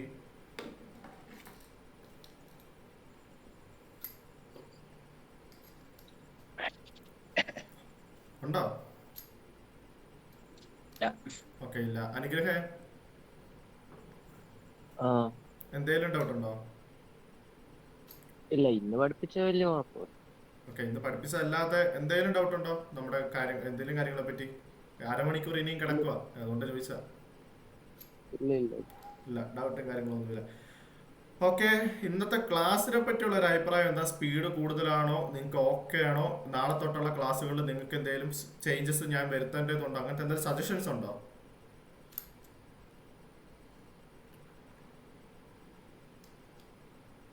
കുഴപ്പമൊന്നുമില്ലല്ലോ? പിന്നെ ഇപ്പൊ തിയറി ആയതുകൊണ്ടാട്ടോ ഇങ്ങനെ പോകുന്നത്. പ്രാക്ടിക്കൽ തുടങ്ങുമ്പോൾ എല്ലാം ശരിയായിക്കോളും. പിന്നെ ഇപ്പം ഓക്കെ, ഇന്നത്തെ ചാപ്റ്റർ ഇന്ന് ഈ ഒരു ചാപ്റ്റർ പഠിച്ചാൽ മതി. കാരണം ഇത്രയൊക്കെ തിയറി കുത്തി കയറുമ്പോൾ തന്നെ തല ഒരു മാതിരി ആയിട്ടുണ്ടാവും. അടുത്ത ദിവസം തൊട്ട് നമുക്ക് ബാക്കി കാര്യങ്ങളോട്ട് പോകാം. പിന്നെ ഒന്നും ചോദിക്കാനില്ല, ഒന്നും ഇല്ലെങ്കിൽ നമുക്ക് ഇന്നത്തെ ക്ലാസ് നിർത്താം. നമ്മളെന്തായാലും അരമണിക്കൂർ മുമ്പേ തീർത്തിട്ടുണ്ട്. ഓക്കെ, അപ്പം ഇതാണ് ഇന്നത്തെ മൊത്തം കാര്യങ്ങൾ. നിരഞ്ജ, ഓക്കെ, നിരഞ്ജൻ ഇല്ലതാ എനിക്ക് തോന്നുന്നത്. അപ്പോൾ ഓക്കെ, അപ്പോൾ താങ്ക് യു സ്റ്റുഡൻസ്, നിങ്ങൾ ശ്രദ്ധിച്ച് ഇന്നത്തെ ദിവസം വന്നതിനും. എടാ, നിങ്ങൾ മാക്സിമം ക്ലാസ് ആബ്സെന്റ് ആവാതെ നോക്കുക. ഇൻ കേസ് നിങ്ങൾ ആബ്സെന്റ് ആവുന്നുണ്ടെങ്കിൽ എന്നെ ഒന്ന് വിളിച്ച് പറയണം കേട്ടോ, നേരത്തെ തന്നെ. എടാ, ബ്രേക്ക് വേണ്ട, 8:30 പഠിപ്പിച്ച് കഴിയുകയും ചെയ്തു.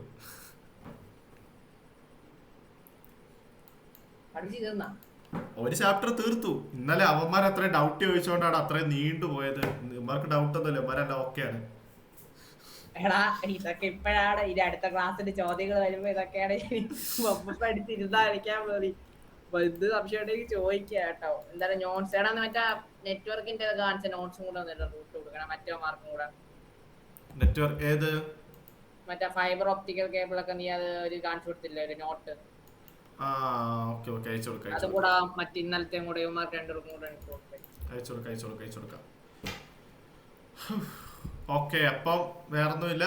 അപ്പം നമുക്ക് നാളെ കഴിഞ്ഞ് കാണാം. അപ്പം നിങ്ങൾ ജസ്റ്റ് ഒന്ന് ടൈപ്പ് ഓഫ് സൈബർ അറ്റാക്സ് അല്ലെങ്കിൽ ടൈപ്പ് ഓഫ് ഹാക്കേഴ്സിനെ പറ്റി ജസ്റ്റ് ഒന്ന് നോക്കിയിട്ട് വാ കേട്ടോ. അത് നിങ്ങൾക്ക് അറിയാത്ത കാര്യത്തിൽ എനിക്ക് ജസ്റ്റ് ഒന്ന് ടൈപ്പ് ഓഫ് ഹാക്കേഴ്സ് എന്താണെന്ന് ജസ്റ്റ് ഒന്ന് നോക്കിയിട്ട് വാ. അങ്ങനെ നമുക്ക് അടുത്ത ആഴ്ച പറഞ്ഞ കാര്യങ്ങൾ. അതുപോലെ തന്നെ പുതിയ ലിങ്ക് ഇപ്പൊ ഇത് ടെമ്പററി ആയിട്ട് വന്നതാണ്. പുതിയ ലിങ്ക് നാളെ വൈകുന്നേരത്തോടെ ഞാൻ ഇട്ടേക്കാം. അതായിരിക്കും നിങ്ങളെ പെർമനന്റ് ലിങ്ക്. നാളെ ചെക്ക് ചെയ്തിട്ടെല്ലാം നിങ്ങൾക്ക് ഇട്ടേക്കാം. അത് തന്നെയായിരിക്കും നിങ്ങൾക്ക് ഈ കോഴ്സ് തീരണ വരെയുള്ള ലിങ്ക്. ഓക്കെ, പിന്നെ നിങ്ങൾക്ക് അഥവാ ഇനി പ്രീ റെക്കോർഡഡ് ക്ലാസ്സസിലോട്ട് കയറണം എന്നുള്ളൊരു ഇൻട്രസ്റ്റ് ഉണ്ടെങ്കിൽ നിങ്ങൾക്ക് അങ്ങനെ ആവാം. നിങ്ങൾക്ക് ഒരു 1000 rupees കൂടെ അടച്ചു കഴിഞ്ഞാൽ നിങ്ങൾക്ക് പ്രീ റെക്കോർഡ് ക്ലാസ്സിനകത്ത് കയറാൻ പറ്റും. അതിനകത്ത് നിങ്ങൾക്ക് വെബ്സൈറ്റ് ആക്സസ് ആണ്. സോ അതിനകത്ത് തന്നെ നിങ്ങൾക്ക് നോട്ട്സ് എല്ലാം അപ്പായിട്ട് കിട്ടും. പിന്നെ അതുപോലെ തന്നെ ഒരു ക്യൂസും അതുപോലൊക്കെ എല്ലാം സെറ്റ് ചെയ്തിട്ടുണ്ട്. സോ നിങ്ങൾ ഇൻട്രസ്റ്റ് ആണ്. സോ ഇൻട്രസ്റ്റ് ഉണ്ടെങ്കിൽ മാത്രം കയറുക, അല്ലെങ്കിൽ നിങ്ങൾക്ക് ഇത് തന്നെ കണ്ടിന്യൂ ചെയ്യാം. ഓക്കെ, അങ്ങനെ എന്തെങ്കിലും ഉണ്ടെങ്കിൽ എന്നെ ജസ്റ്റ് ആ മെസ്സേജ് അയച്ചാൽ മതി. ബാക്കി ഞാൻ അത് എടുത്തു തരാം, ഒരു കുഴപ്പമില്ല. നിങ്ങൾക്ക് സ്പോട്ടിൽ തന്നെ കിട്ടും. ഓക്കെ, വേറെ ഒന്നുമില്ല. അപ്പം ശരി എന്നാ, എനിക്കോ. Okay, bye. ഓക്കെ, ശരി, ബൈ.